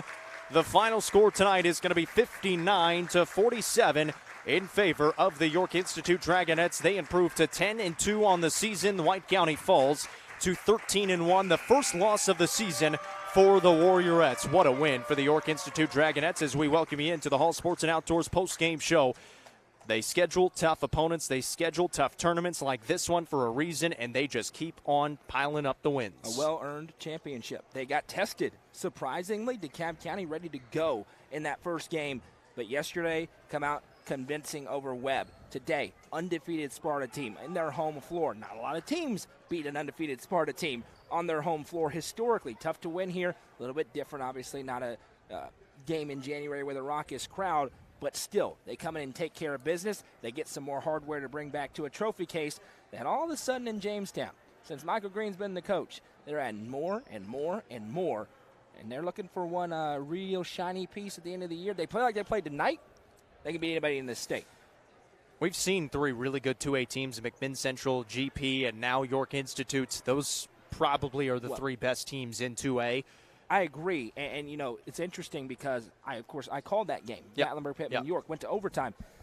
York already playing exponentially better. Yeah, that was first game of the season. First game of the season, and GP had more back off of a year ago, and you could tell they were in a better rhythm, and still that game went to overtime. We're going to see them probably tomorrow against Cookeville, Gatlinburg, Pittman. But for York, they're getting better. And that's something that Coach Green and I talked about before the season. They're going to be a lot better in February than they are now. You can sense the improvement. And when Reese Beatty does what she did tonight, look out. Let's bring the final scoring. 3 points for Emma Pyle, 40 for Reese Beatty, 2 for Callie Franklin, 6 for Emma Cooper.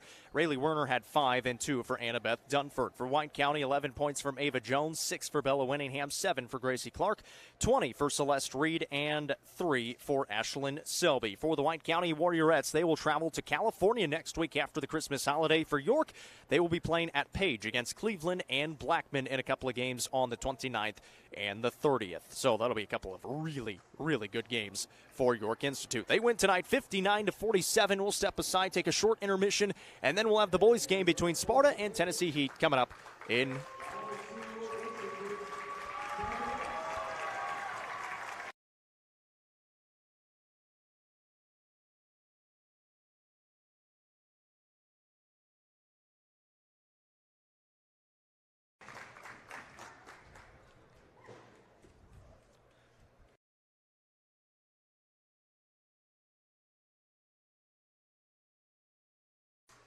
So we are going to take a short break, and we will have the boys game coming up on this stream. We'll share it again. Sparta taking on Tennessee Heat coming up in just about 15 minutes. So again, we'll have the intermission sign on there. We'll leave the score up there, and we'll have the boys game coming up in just a little bit. Final score 59-47. The Dragonettes, the champions of the Frank's Christmas Shootout.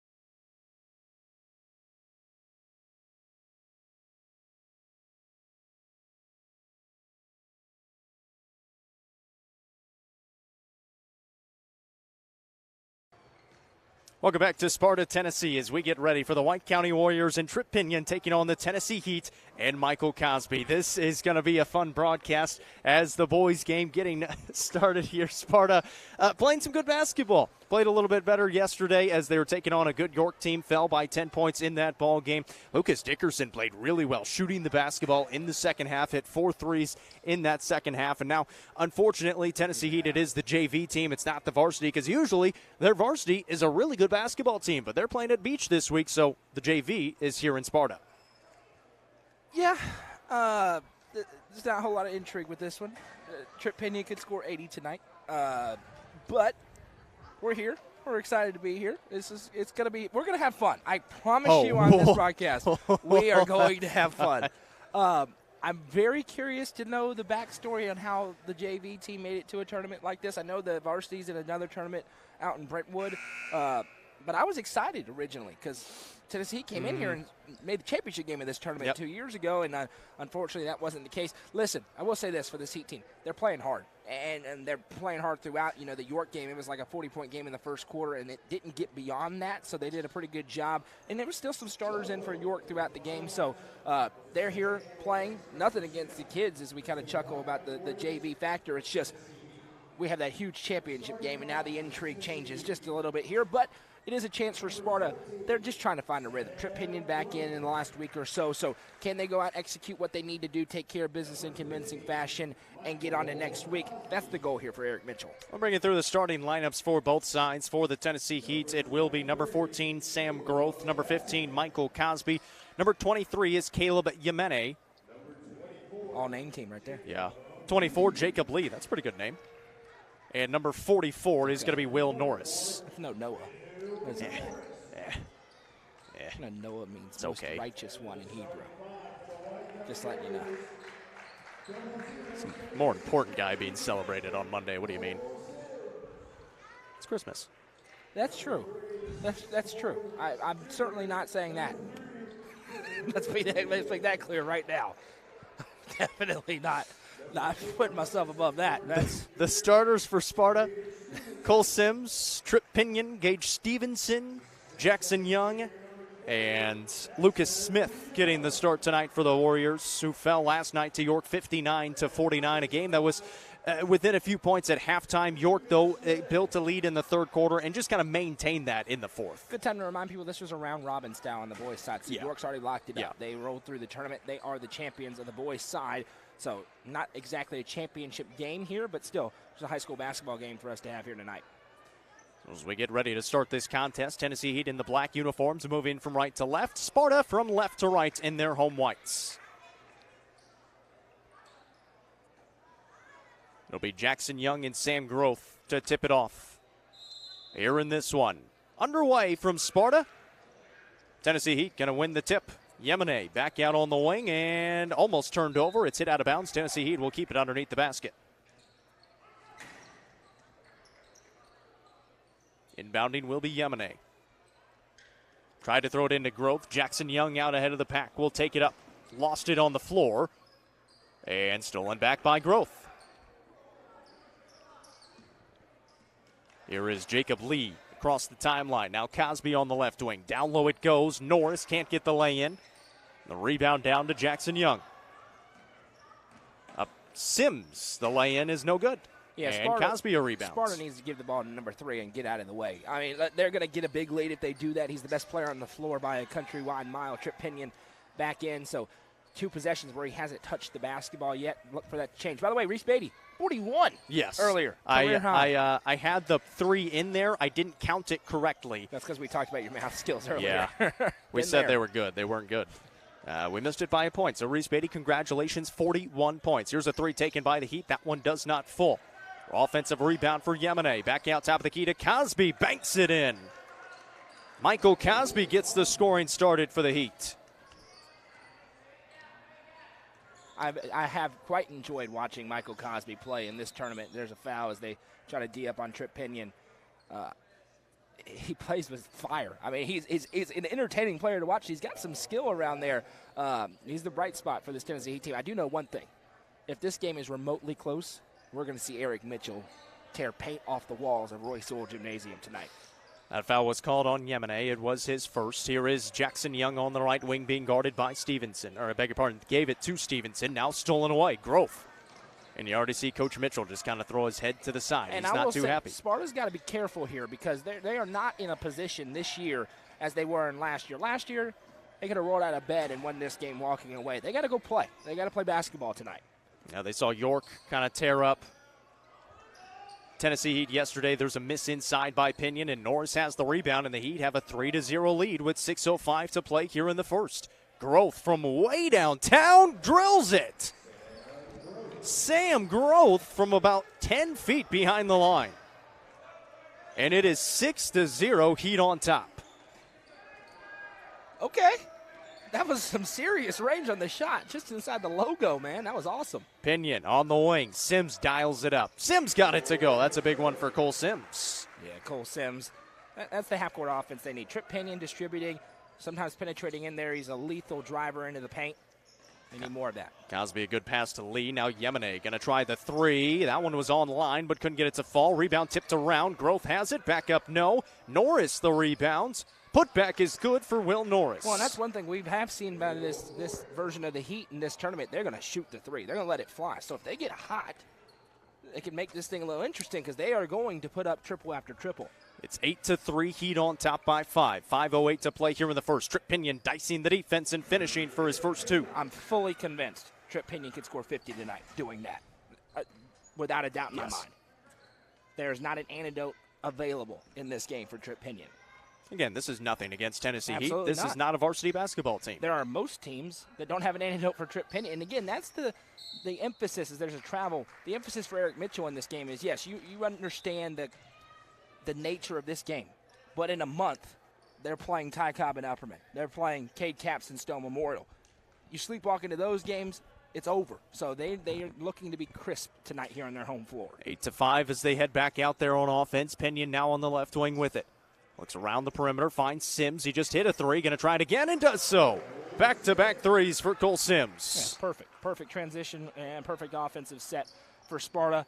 He set a couple of off-ball screens. Sims pops free. Easy pass and assist for Trip Pinion. Sims makes no mistake. 1-3-1 zone look. Growth takes the three. Can't get it to fall. Jackson Young skying for the rebound out of the middle of the zone. It's 8-8. 4:14 to play here in the first. Stevenson skip pass to Young. Throws on the wing now to Pinion. Pinion drives to the basket again. Up and under. He made it a little bit tougher and gets to the Wallace Insurance free throw line for one. Yeah, Trip Pinion, he's so good at penetrating into the lane. He can finish from various angles, and then probably the best on-ball defender in the entire Upper Cumberland. He is tremendous at it and a multi-sport athlete, one of the best in the entire school, if not the best in the school.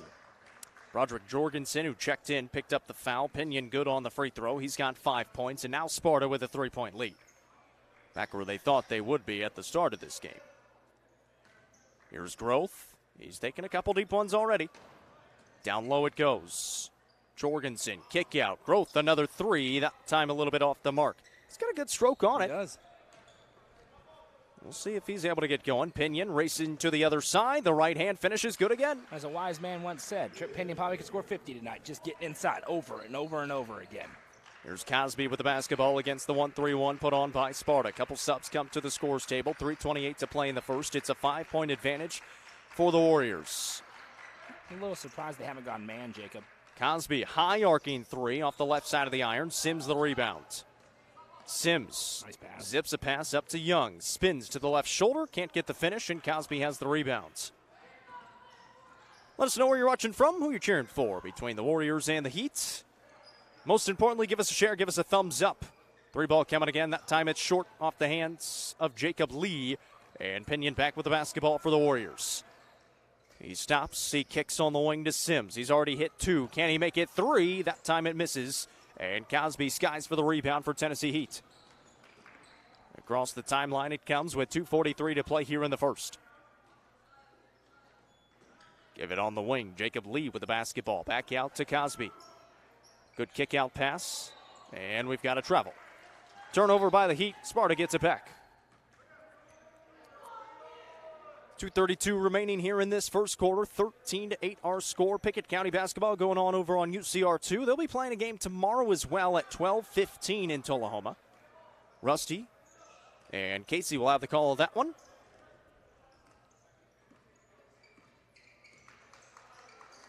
Down low it goes, Keon Lewis. Kick out Dickerson. Smith inside. A couple of nice moves and finishes for 2.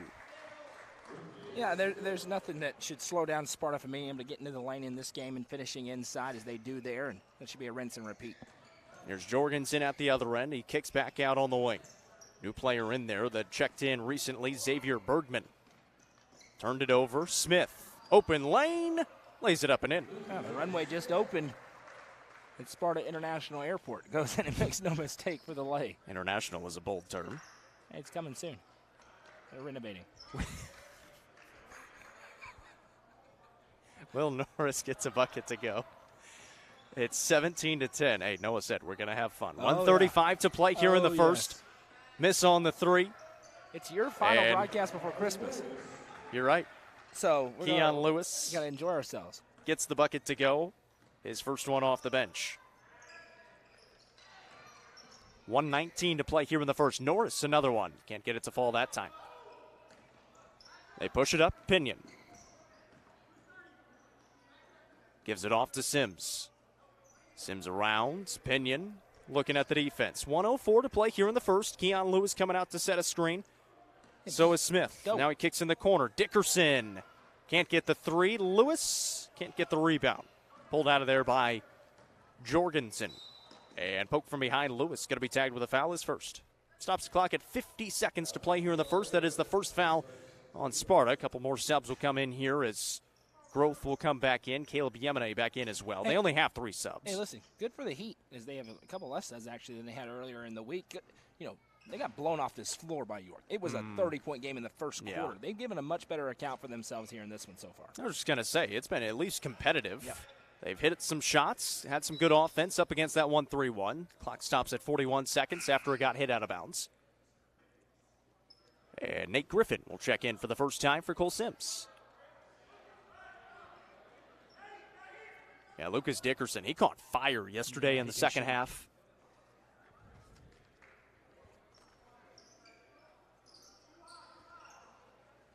They inbound it here to Josiah Willis. Now on the right wing, Yemene. Looks around. Right there. Yeah, Caleb Yemene. Hopefully I'm saying it right. I called him Yemene, so you're probably right. But I just did the phonics out of it, or something like that. Hook it on phonics. You ever do that book growing up? Sure. Hooked on phonics? Hook it on phonics. You get it? It's a joke. It's been a few years since funny then. ha-ha. It's been a few years since then. You have a 4-year-old in your house. Get He's hooked in on preschool. phonics. Get hooked on phonics. Goodness. He's smarter than I am. We were reading it too. In the K household, there's no time off, no days off. That is true. I promise you it's Yeah, true. that's still true. stuck. That still That's remains. stuck. 10 Whoa. seconds to go here in the first. Clock is still running, by the way. And that is quite okay. It stops at 6 seconds. 19-10 is the score. Sparta will get the basketball going the other way with 6 seconds. Do we mention today started in Gatlinburg at 11 a.m.? Pinion racing and finishing again. That'll take us to the end of the first. It'll be 21-10 at the end of one. Sparta on top by 11. You're watching the final game of the Frank's Christmas Shootout presented by Hall Sports and Outdoors on the Frontier Chevy UCR Media Network. Frontier Chevrolet is under new management with a community focus and a huge selection of new and pre-owned vehicles, including the 2023 Chevy Silverado and Chevy Equinox. Frontier Chevrolet should be your first stop. Call Frontier Chevrolet today at 931-823-1255 or visit them online at caseyschevy.com today. Frontier Chevrolet is proud to sponsor this broadcast on the UCR Media Network. The Crossroads Auction Group are the Upper Cumberland's auction experts. As a full-service auction company, they take your stress away every step of the way. Servicing the entire Upper Cumberland, the Crossroads Auction Group gets your property ready from cleanup, setup, picture-taking, up to the auction and beyond. They handle all auctions from estates, residential, farms, land, commercial, and everything else. For more information, visit crossroadsauctiongroup.com or call 931-644-7149 today. The Crossroads Auction Group are proud sponsors of this broadcast on the UCR Media Network.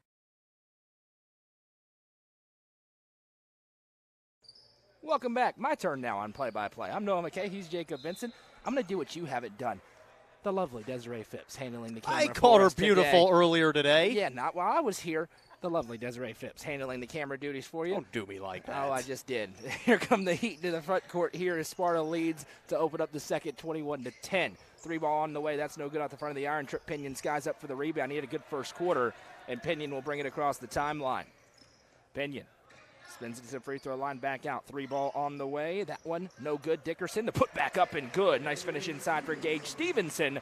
And Sparta expands the lead up to 13. Good start for the Heat, but since then, Sparta settled in. Yeah, Sparta, like you said, they got off to a slow start. It was a great start for the Heat, but then they settled into it. The 1-3-1 has forced some turnovers in the offense.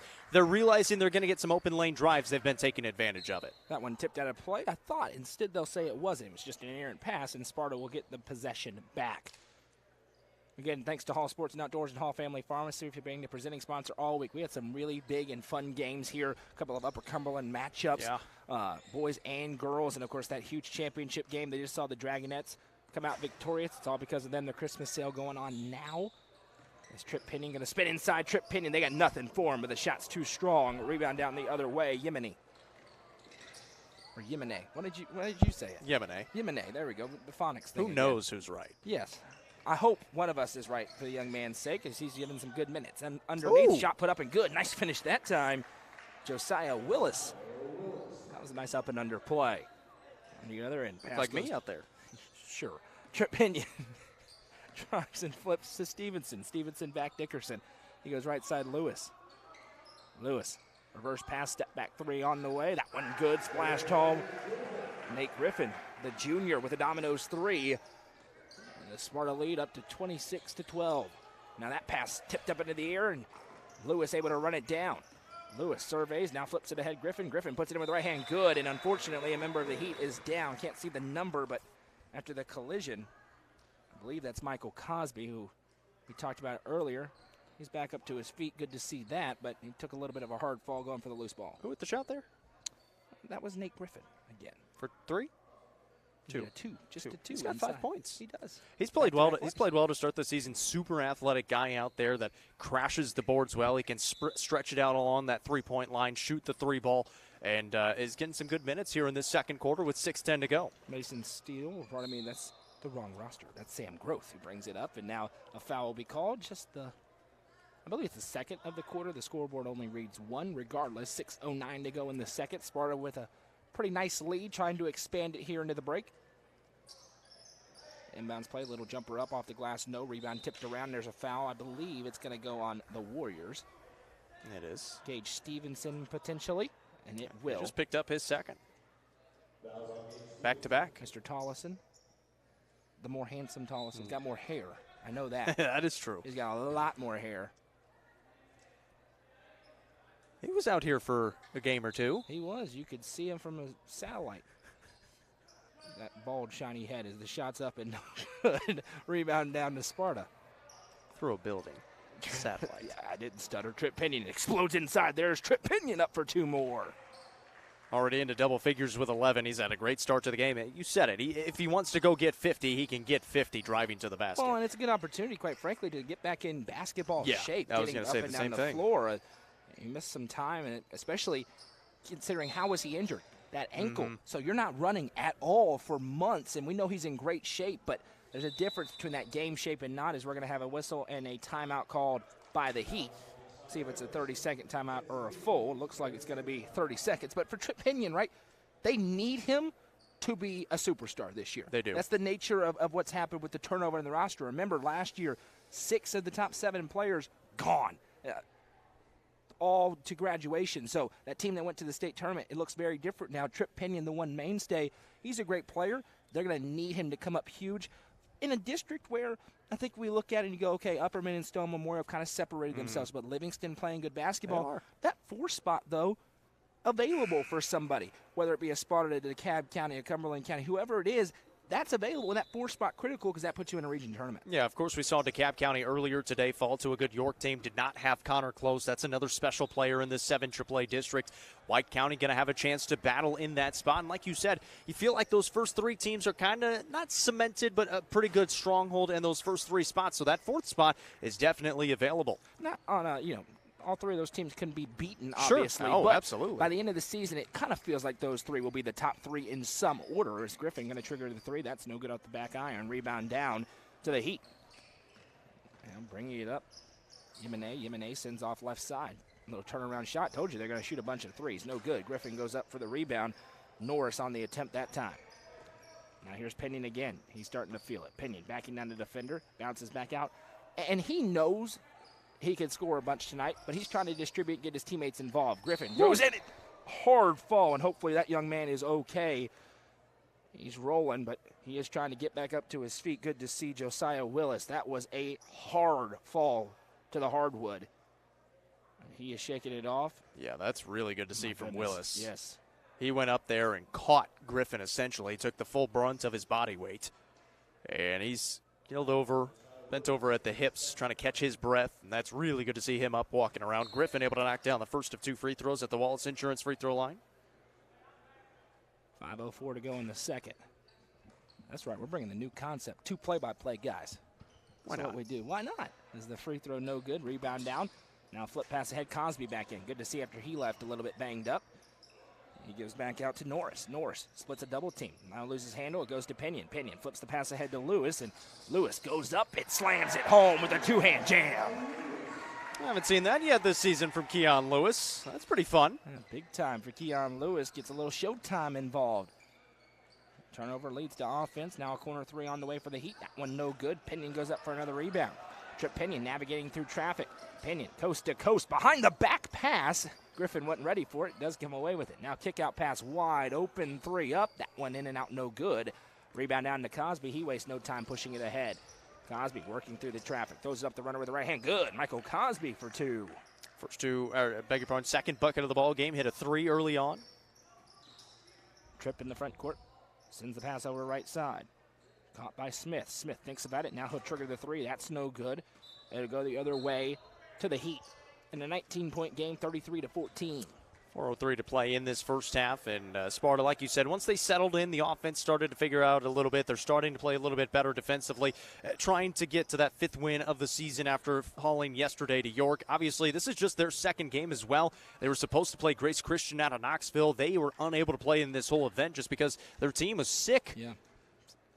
They had to call out on Monday, and obviously didn't want to, but you're missing up to 7 players, so you can't come and play in that state, and you also don't want to spread that sickness through this gym, Yeah. and we all appreciate that. Hopefully they're all getting to feeling better as Cosby gives off left side. Now reverse pass back, long 3 ball on the way. That's no good, missed everything, and possession back to Sparta. Sparta students are cracking me up. Yeah, it's great. Screaming out air ball. 25 people in the gym. You know what's interesting, though? One of the things I love about White County in particular is Lewis going to trigger the 3 off the dribble. Good. Keon Lewis splashes in the Dominoes 3 as they are a bunch of familiar faces as one side of the seat backs is here.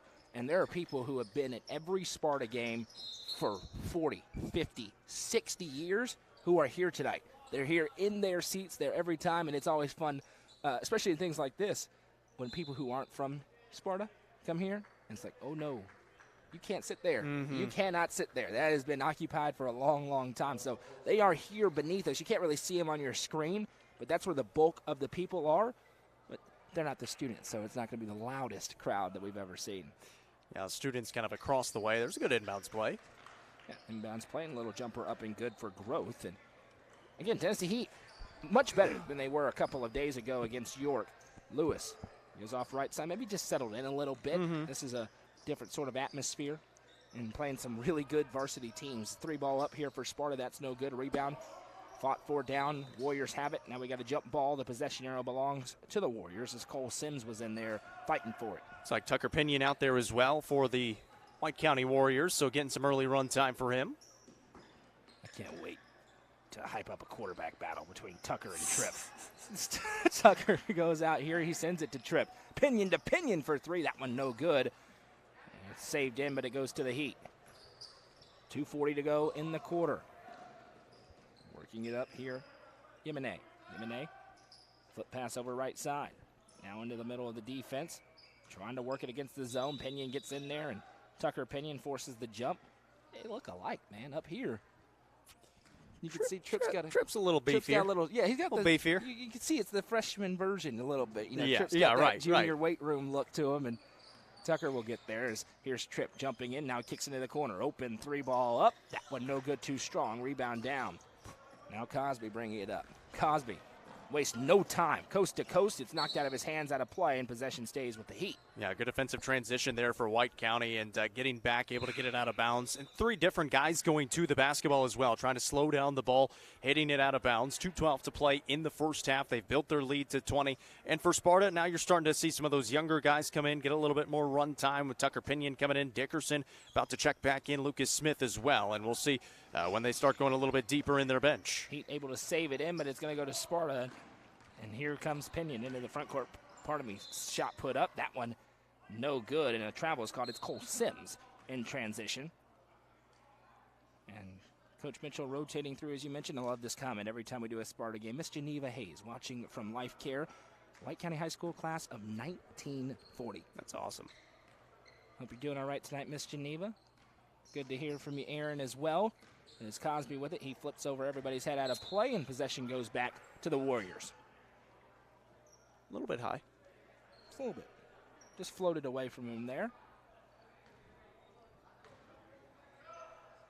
Right side. Crossover move, working in Lucas Smith. Now he flips out. 3-ball on the way. That one good. Splashed home. It's a Domino's 3. Lucas Dickerson from downtown.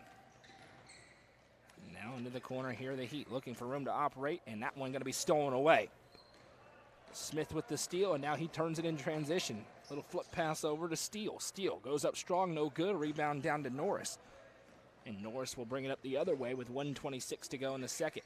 Cosby triggers the 3. He's open, too strong. Fight for the rebound. Now the Heat have it. Now that one ricochets. It goes backcourt. It's a backcourt violation, and the possession goes back to Sparta. And going back to Lucas Dickerson, he had 4 threes in the second half last night against York. He got a 2 in there as well. 14 second half points, trying to propel his team back into that game against York. Again, that's a good York basketball team. Lost the game by 10 points, but you still feel pretty good if you're this White County team. Like you said, it's a completely different White County team with the exception of Tripp Pinion. Everybody else is new in the rotation. And there he is again, Lucas Dickerson with another Domino's 3. He's starting to heat up from downtown, and that's a York team as well. Watch out. They're starting to figure it out. Similar to last year, it was like, man, York is 3-7. What's going on? And then they won like 16 games in a row. Look out for the Dragons and Coach Pyle. That one tipped up by Dickerson, stolen away. Now it's a 1-on-0 for Steele, and he finger rolls it in. 45 seconds to go in the half. Sparta's opened up a 44-16 advantage. Now working through, trying to solve the zone. The Heat, long 3 up from the volleyball line. That's no good, out of play. Possession back to the Warriors with 31 seconds on the clock. That looks a little more like me. Same. That shot. Same. From that spot, too. You won't see me taking that shot, though. Oh, I would absolutely be taking that shot. That's why I'm up here. Amen. Slicing through. Kick out pass. There's a bump in the foul. 4th team foul. And Sims went sliding over. Is that a wild Jacob Davis? It is. Down there? He's been out here all week long getting some video content. Inbounds pass goes to Steele. Now flip inside. Jump stop. Shot put up. No good. Too far underneath the basket was Sims. And now here comes Cosby in transition. Cosby. Right, that secondary Warrior logo. Now he gives off to Growth. Growth going to trigger another 3. That's no good off the front of the rim. Rebound tipped out of play. And with 6 seconds to go, it remains Tennessee Heat basketball. Baseline inbound goes into the corner. Now that one thrown up into the air, and that will bring us to the end of the first half. All Sparta here after 2. They lead 44-16. Coverage of this game in the Frank's Christmas Shootout is presented by Hall Sports and Outdoors and Hall Family Pharmacy, and you're watching it on the Frontier Chevy UCR Media Network.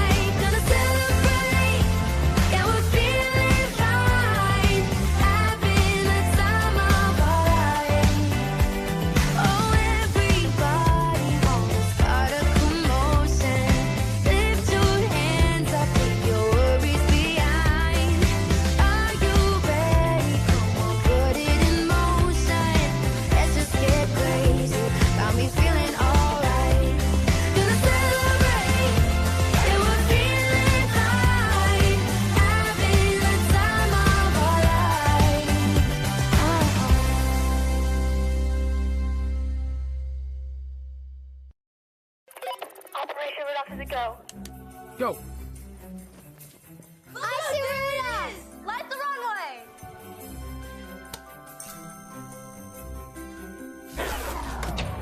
Santa's never gonna find us.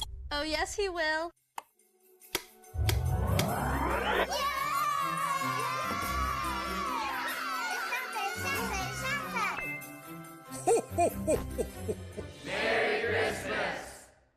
Want to be in your new home before Christmas? This new construction, open split bedroom plan in the Honeybrook subdivision has 1,560 square feet, 3 bedrooms, 2 baths, and features all appliances, including a tankless water heater, natural gas heat, and central air. Best of all, the owner is offering a $10,000 credit at closing, which you can use for closing costs or a 2-1 mortgage rate buy down or a price reduction. For more information, call owner-agent Sonia Brown, realtor at American Way Real Estate at 931-979-7145 or 931-526-9581.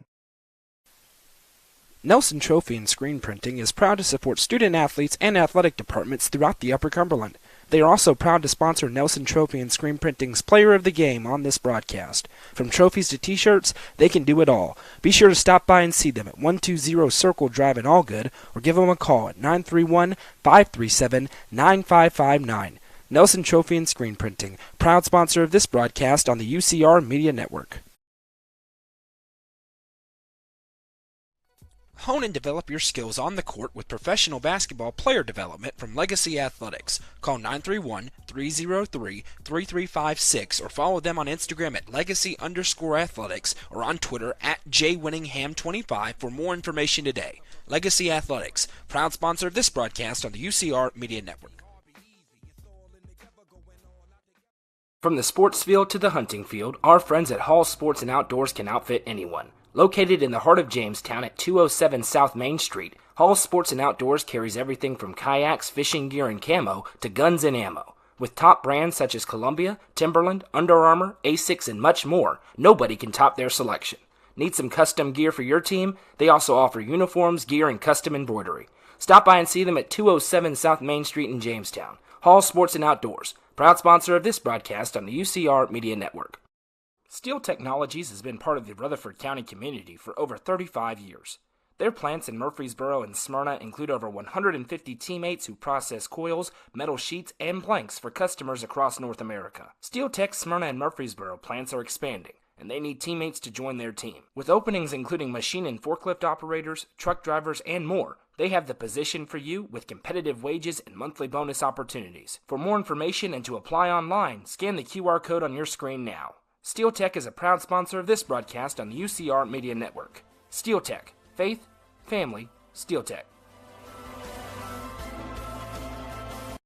Fire and Vine in Cookeville is the Upper Cumberland's home for delicious Chicago-style pizza, beef, chicken, fish, and more. Located in Cookeville's historic downtown district, Fire and Vine's food and atmosphere will keep you coming back for more. Take in stunning views with creative food and drinks on the rooftop. Fire and Vine is also home to the UCR Coaches Show on Tuesday nights. Fire and Vine is a proud sponsor of this broadcast on the UCR Media Network. Your local Domino's wishes you and your family a Merry Christmas. With locations in Smithville, Sparta, Livingston, Allgood, and 2 in Cookeville, delicious pizza, pasta, and more is never far away. Use the Domino's app to take care of your game day eats. Domino's is a proud sponsor of this broadcast on the UCR Media Network. Folding a fitted sheet, programming the thermostat, matching your socks. Why are simple things sometimes so complicated? Thankfully, with an auto owner's insurance independent agent, getting the right coverage for your home doesn't have to be one of them. So you can get back to more important things, like finding that missing sock. That's simple human sense. Visit swallowsinsurance.com or call us today, 931-526-4025. Protecting your future. It's what we do. Frontier Chevrolet is under new management with a community focus and a huge selection of new and pre-owned vehicles, including the 2023 Chevy Silverado and Chevy Equinox. Frontier Chevrolet should be your first stop. Call Frontier Chevrolet today at 931-823-1255 or visit them online at caseyschevy.com today. Frontier Chevrolet is proud to sponsor this broadcast on the UCR Media Network.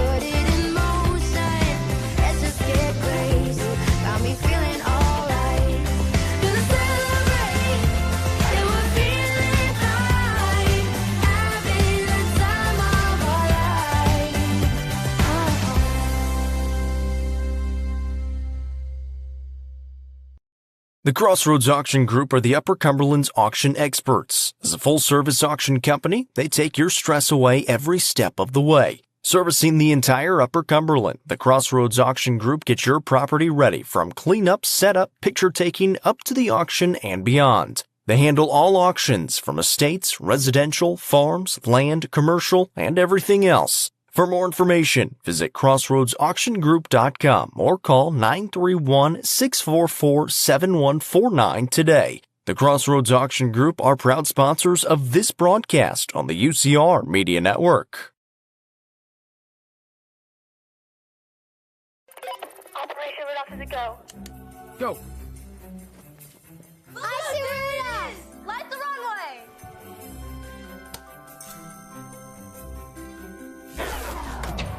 Santa's never gonna find us. Oh, yes, he will.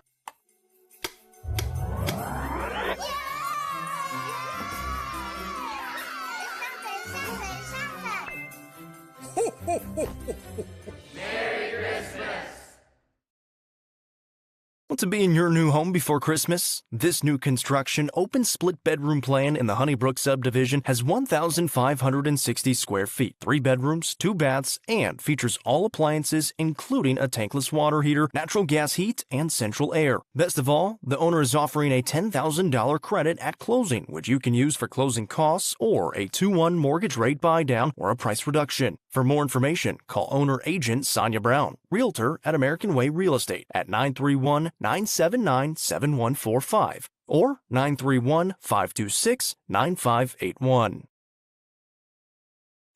We're back here in Sparta, Tennessee. This is the Happy Hiller halftime show. Our halftime score, 44-16. What was it? 8 different players scored there in the first half for the Warriors. 11 points from Trip Pinion leading the way in Tennessee Heat. And like you said, we're down by 30 points in that first quarter to York a couple games ago. Have at least been a little bit competitive here in the first half against Sparta. They have, and that's very good for the Heat. Not sure that's a great sign for White County, but that's a different story for a different day. They're just looking to continue to take care of business. And again, I think Sparta could have scored more. Trip Pinion could have scored as many as he wanted. He chose to be more of a distributor. He's trying to get other people involved. Everybody knows what's going on in this game. It's a JV team here, the second team for the Tennessee Heat against White County's number 1. So that's the nature of the beast. So it changes the complexion of things, and it also limits your ability to really take away things out of this game. Starting on the floor for Sparta will be the starters. It'll be Sims, Smith, Pinion, Young, and Stevenson. Looks like the same for Tennessee Heat as well. Groth, Cosby, Yemene, Lee, and Norris. 44-16 as we start this second half of action. The Heat moving the ball from left to right in those black uniforms. There's Cosby on the left wing. Yemene around the zone defense played by Sparta. Yemene. I'm still surprised that Sparta hasn't gone to any man-to-man. Now, I know when they get into district play, they're going to play predominantly zones, so that makes sense. But you'd like to have a little bit of that in your bag to go to from time to time, especially in some of those games. So the zones worked, but it's a little bit interesting to me. Handoff, Cosby. Cosby from the free throw line, a little bit short on the floater. Stevenson had the rebound, lost it on the way down. He had to try to save it, so he had to let go of it. Deep 2 by Norris, almost wedged it. Cole Sims comes up with the rebound. And Sparta will push it the other way. Lucas Smith slows it up, hands it off to Trip Pinion. 45 seconds into this third quarter, it's 44-16. Running clock comes into effect only in the fourth quarter at 35 points. Smith open on the wing. Puts it on the deck. Bounce pass to Sims. Now Pinion, baseline, underneath. Wraps a pass to Young. He's been working on that shot. Can't get that one to go. He's working on banking them in from that exact spot at halftime. Stevenson gets it to go from outside of Domino's 3. Good shot there for Stevenson. Can we petition to change that running clock rule? How many 35-point comebacks have you ever seen in the second half? None. Correct. Let's go ahead and get that changed, please, and thank you. 6:35 to go here in the third quarter. It is 47-16. Not quite to that 35 points. Getting there. That's just in general. in and Outside out. of this No, game. you're right. You're right. Trepinian spins, kicks. Smith fires the three. Can't get it to go. Stevenson fouled on the way back up, and he'll earn himself a trip to the Wallace Insurance free throw line for 2. And Stevenson's doing a good job of making the most of his minutes here. He's going to be a player that they need to step up in a big way. Again, this is a Sparta team. They're trying to figure out what they're going to look like in district play. Can they find their way into that 4 spot in this district? To do it, they're going to need guys like Gage Stevenson to come up big. Jacob Lee tagged with his first foul. Stevenson short on the first attempt. He's got 5 points. 47-16 our score, a 31-point advantage for Sparta here at home, closing out the Frank's Christmas shootouts. Goose was here all week in pictures, getting video. Casey and Rusty were calling games. You and I were calling games. You've been down in Gatlinburg calling games. Might be back there tomorrow calling games. We'll see. So I was thinking about that on the way here. In the last week from today, 6 games in Orlando, 4 games here, 2 games so far in Gatlinburg, another game in Cookeville. We're everywhere. Everywhere. Everywhere. And they're in Tullahoma right now. Literally everywhere. Heat with the basketball. Give it off to Growth. Inside, Jorgensen catches. Kick it back out. 3 on the way from Lee. Can't get the roll. Tried to get the shooter's touch on it. Couldn't quite get it to fall. Now Sims pushes ahead. Smith on the right wing. Back to Sims, top of the key. Pinion against the 2-3 zone. Finds Smith. He'll take it inside. Gets to the middle of the lane. Kicks in the corner. One more pass. Trip Pinion's open. He flies it away and connects. Well, Trip Pinion, not the known for his three-point shooting ability. If he's able to add that, that'll be pretty difficult to guard him. Yeah, I was about to say, he's been kind of a streaky three-point shooter, and he doesn't take a bunch of them. He typically takes really good shots inside and distributes off of it. But, as you mentioned, if they can add that in, that's very dangerous. We'll have a complete lineup change coming up at the next dead ball. 5:06 to play here in the third. 3-ball coming from Smith. That one is short.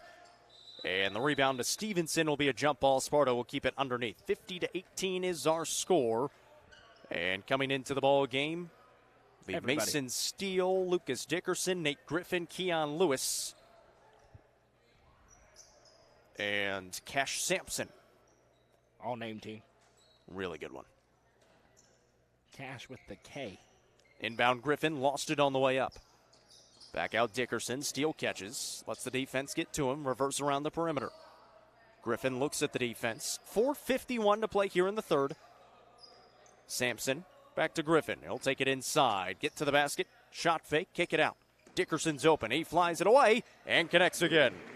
His third Domino's 3 here in the ballgame so far. Yeah, and if you do watch this game, you think Sparta's shooting the ball pretty well, and I think that's what they're going to need to do. Obvious, no duh statement. But if they can make those 3 balls fall in, that could cover up some of the inexperience that they have in other spots. And they do have guys who can really get hot from behind the arc. Lewis sets his feet. He takes a 3, can't get it. Steele fighting for the rebound, unable to pull it down. Jorgensen takes it away for the Heat. Bounce pass to Yemene. Yemene gets the finish and the foul. He'll be at the line for 1. Yeah, good finish through some contact there. Gets rewarded with a trip to the line. So, again, the Tennessee Heat team, they've got some talented guys out there that I think are kind of finding their own, and so it's a different sort of experience with them playing against these varsity teams, but you can see some flashes for some of these guys. Yemene completes the 3-point play. He's got 3 points here in the contest. Will come out of the ball game. Again, this is obviously, we assume, some really young guys out there. This is a homeschool program, so they really could be anybody in terms of age-wise out there. And their varsity team is a really good varsity team. They played the Upper Cumberland a good amount. They've played Upperman, they've played Clay County, they've played Livingston in the past. 3 from the right wing doesn't fall. Sampson skying for the rebound, kicks it back out to Lewis for a try. Sampson got back in there. Griffin on the putback is good. Yeah, Sparta's got a size advantage inside, so they can fly away the threes and extend those possessions.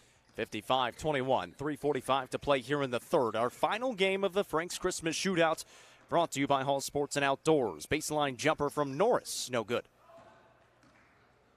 Appreciate our friends at Hall Sports and Outdoors for allowing us to broadcast every single one of these games and making it possible to bring them to you guys. Steele on the left baseline, underneath, trying to wrap it around. Griffin is there, trying to kick it back out, stolen away by Cosby.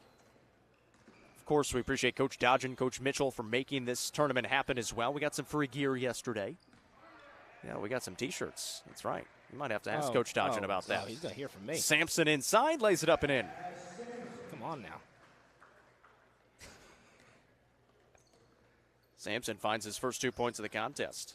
Coach is slacking on the swag over there is what I'm thinking. Here it is right here. Look at that. That's real nice. It's pretty nice. Sure wish I had one. At the other end, Dickerson high off the glass. Lewis trying to get the putback jam, and Sampson able to put it up and in. We almost had an undercover play of the year with 2:40 to go in the third quarter of this game. 2:35 to play here in this third quarter now. 59-21 the score. And the three falls from the corner from Michael Cosby. It's my favorite player of the tournament.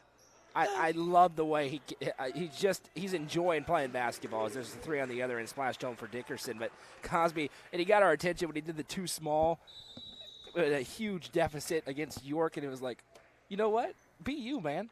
Be you. So he ranges the three, and he talks his talk a little bit. I like it. He is him. I like it. Full timeout. We'll take it with them. We're back in 30 seconds. You're watching the Frank's Christmas Shootout on the Frontier Chevy UCR Media Network. Frontier Chevrolet is under new management with a community focus and a huge selection of new and pre-owned vehicles, including the 2023 Chevy Silverado and Chevy Equinox. Frontier Chevrolet should be your first stop. Call Frontier Chevrolet today at 931-823-1255 or visit them online at caseyschevy.com today. Frontier Chevrolet is proud to sponsor this broadcast on the UCR Media Network. Back here in Sparta, Tennessee, 62-24 our score. 2:12 to play in the third quarter. As the full timeout taken by Tennessee Heat. They're talking some things over, trying to figure some things out. Sparta back out there. It's Cash Sampson. They've got a new player in there, Jordan Brown, stepping on the floor for the first time. Keon Lewis, Nate Griffin, and Mason Steele. So Coach Mitchell has been going to the bench, trying to get a lot of his roster out there. I got a score. Uh-huh. Upperman girls no longer undefeated. They lose in overtime to Creekwood, 50-47 tonight on the road. Take a look at that Creekwood team. Creekwood entered that game with an 8-4 record, 9-4 now on the season. So big development there. There's no longer any undefeated girls basketball teams in the Upper Cumberland. Three by Mason Steele from the left wing. Sparta fell earlier to York. Upperman falls now. No more undefeated teams. That dream can stop. York was number 2. Well, we've got plenty of time. They got plenty of time. 65-24 our score, 1:48 to play here in the third. It was blocked out of bounds, and the Heat will keep it underneath the basket. Inbounds, good inbounds play, can't get the finish, was Growth. I know one thing, we aren't about to have a top 5 debate on air. That's opening it up to some chaos. He that was took the basket away. Sampson was going to have a layup. Griffin tried to throw it down. Should have been called off anyways because it was still on the rim. And they don't call it. It's the rule. It's quite okay that they it's didn't the call rule. It is quite okay that they didn't call it. Fewer whistles, the better. It is 65-24 in the third quarter. They have a job to do. Oh, my goodness gracious. That's how people think we actually are, by the way. Just he's joking in case it wasn't clear. There's a 3. 1:16 to play in the third. Steal by Lewis. Steele takes it inside, and he throws it down. Where did that come from? And a defender on him. I love it. I love that. And the sideline loves it, too. Gets up and throws it down. You can see him kind of winding up for it. I was thinking, is he going to try that? He sure does. That's great. There's a few athletes on this team. No doubt. We haven't even seen the dunk from Nate Griffin yet. I know he can get up there. There's a 3 that doesn't fall. We've seen one from Lewis. We've seen one from Steele. That was effortless. That got me on my feet. I mean, holy cow. That was awesome. 44 seconds to go here in the third. 67-24 is the score. Sparta leads it. We will have a running clock in the fourth. 40 seconds to play here in this third quarter. Still a few players on the bench that have not come in yet. Here's a three from Tucker Pinion. Money. Boom goes the dynamite. We were waiting on that one. There we go. I got one for you. Just wait. You got the fourth quarter coming up. Yes, indeed. That one doesn't fall. My quarter will be faster than yours. It will be. It'll go 8 minutes. 14 seconds here. Yemene, the runner, no. Brown the rebound with 8 seconds. Throws it ahead to Sampson with 6. Sampson dials up the three, short. Here comes Cosby. Cosby can't get it away. That takes us to the end of three. 70-24 our score. You're watching the Frank's Christmas Shootout presented by Hall Sports and Outdoors on the Frontier Chevy UCR Media Network.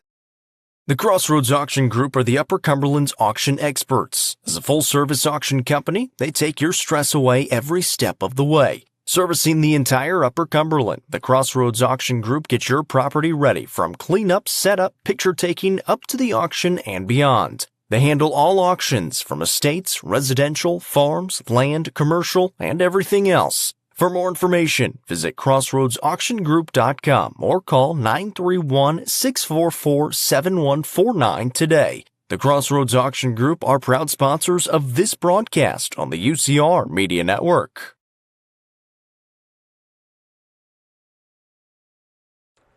One quarter to go here in the Frank's Christmas Shootout. It's all Sparta. They lead the Tennessee Heat 70-24. And it'll be Warrior basketball. I'm Noah McKay. He's Jacob Vinson. This is Ray Phipps handling the camera duty. He's doing a great job. Better than either one of us do. I know that as the shot's put up. And good. Keaton Sparkman, the senior, puts it in for two. Now Michael Cosby gives off right side. Cosby triggers the three. Hits up. That's no good out the front of the rim. Rebound down. That one grabbed by Jordan Brown, and now here comes Sparta again. Pass back to Brown. The students want certain players to get the ball. There's one turnaround shot. It's not good. They love that. That one put home by Sparkman again. He's got 4. Oh, yeah, is one of the chirps from the crowd.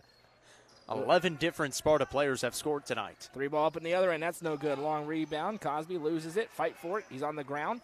Able to bounce it out, but that one going to be stolen away. Here comes Sparta the other way in transition. Young, he gives off right side. Back to Pinion. Tucker Pinion for 3. That one no good. Rebound up. Sparkman tipped it, but it goes to the Heat. We're a minute into the fourth quarter. Running clock here. White County going to roll to 7-5 on the season. As that shot's no good. Rebound down Tucker Pinion. Now he flips it ahead in transition. Will he dunk? No, he's just going to put it in. Jordan Brown. Hey, I wasn't expecting the last dunk to go through. Brown makes the smart play, finishes it in transition. You think I could dunk? You think I could dunk? I know there was pre or post knees. See, I know there was a time post knee, well, post one of the knees, that I could dunk. Pre and post. Right now, I need I need a couple of weeks. Yeah. I need a good couple of weeks to get loosened up a little bit. I could dunk a tennis ball. Used to be able to, not now. You give me 6 weeks to train with Jason, and I'm okay. There Corner you go. 3 on the way. That's Legacy no good. Athletics. Absolutely. Now weaving it ahead. Pinion fires a pass into Sparkman, who puts it up for 2.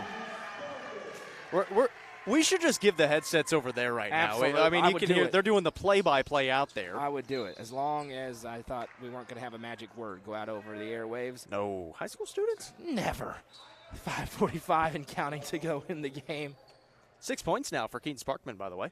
I just know there's a lot of moms out there saying, not my baby. Yes, your baby too. Sorry. Into the corner it goes.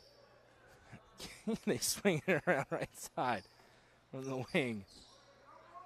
Now left wing, driving in, throwing up from the elbow. That's no good. Rebound down, tipped around. Good effort from the Heat player, but he can't come away with it. Here comes the Warriors into the front court. Richmond gives off right side. Now Brown into Sparkman. He's feeling it. Sparkman backs down to defender. Throws it up. No good. Too far underneath the basket. A rebound down to Yemene.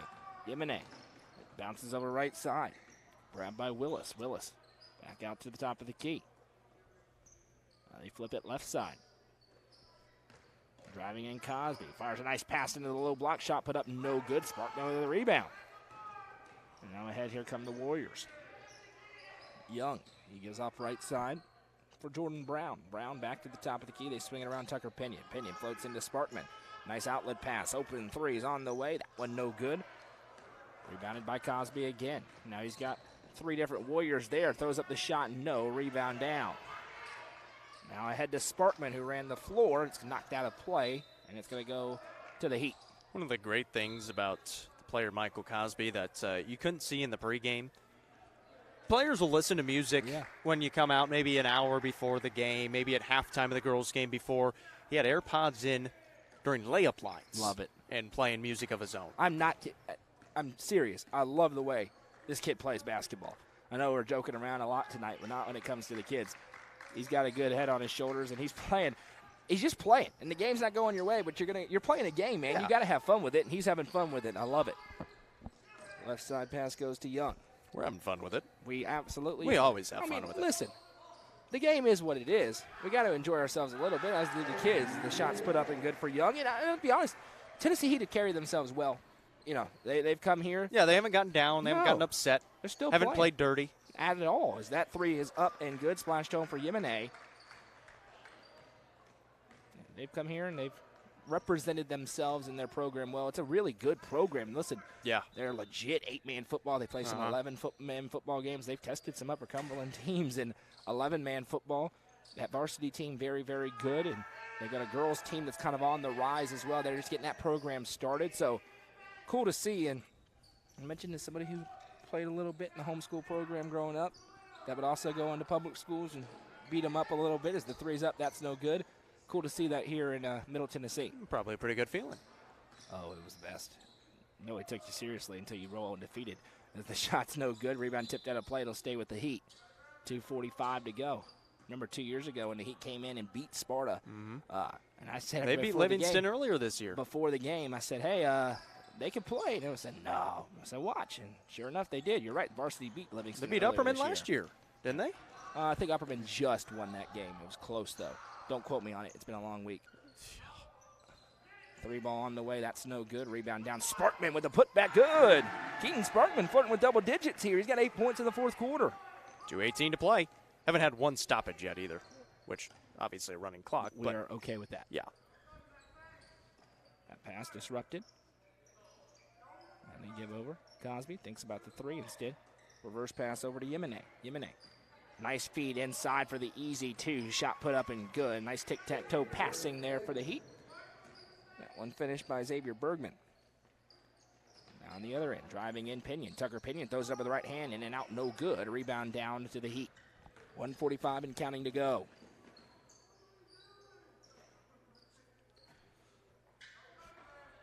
Kristen said, watching for the Heat, this was our varsity, we would bring it. I don't disagree with that. The shot's put up and good. There's Cosby inside again. I think he's into double digits now. He is with 10. Yeah, absolutely. We know how good that varsity team is. Left side Pinion. Now into Sparkman. That pass fired out was tipped, but finds the target. Brown. Brown back into Sparkman. Sparkman. Flip pass out. Extra pass. Three ball on the way. That one no good. Rebound down. Grabbed by Cosby. He sends it ahead all alone. Yemene. Yemene looks over his shoulder. Puts it up and in for two. Sampson about ran out the doors there. 1 minute to go in the ball game. Now, jump stop. Sparkman again. Trying to get to 10. Sparkman swiped away by Cosby. Here comes Yemene. He bounces it ahead to Cosby, who runs the floor. Throws it up off the glass. No. Rebound down. Saved in, but it goes right to the waiting arms of Tucker Pinion. Now he sends it ahead to Sparkman. Sparkman for double digits. Good. Good fourth quarter for Keaton Sparkman off the bench. 34 seconds to go in the game. Now ahead Cosby. He's going to trigger the three online, but no good. Off the back of the rim. Tucker Pinion with the rebound. He sends it ahead to Sampson. Sampson throws up the shot with the right hand. Good. That one finished for Cash Sampson. Freshman gets into the scoring. 15 seconds left now. Three ball up. That one no good. Rebound punched around. Pinion with it. Pinion sends it ahead to Sampson. Sampson works it around, and he can dribble it out.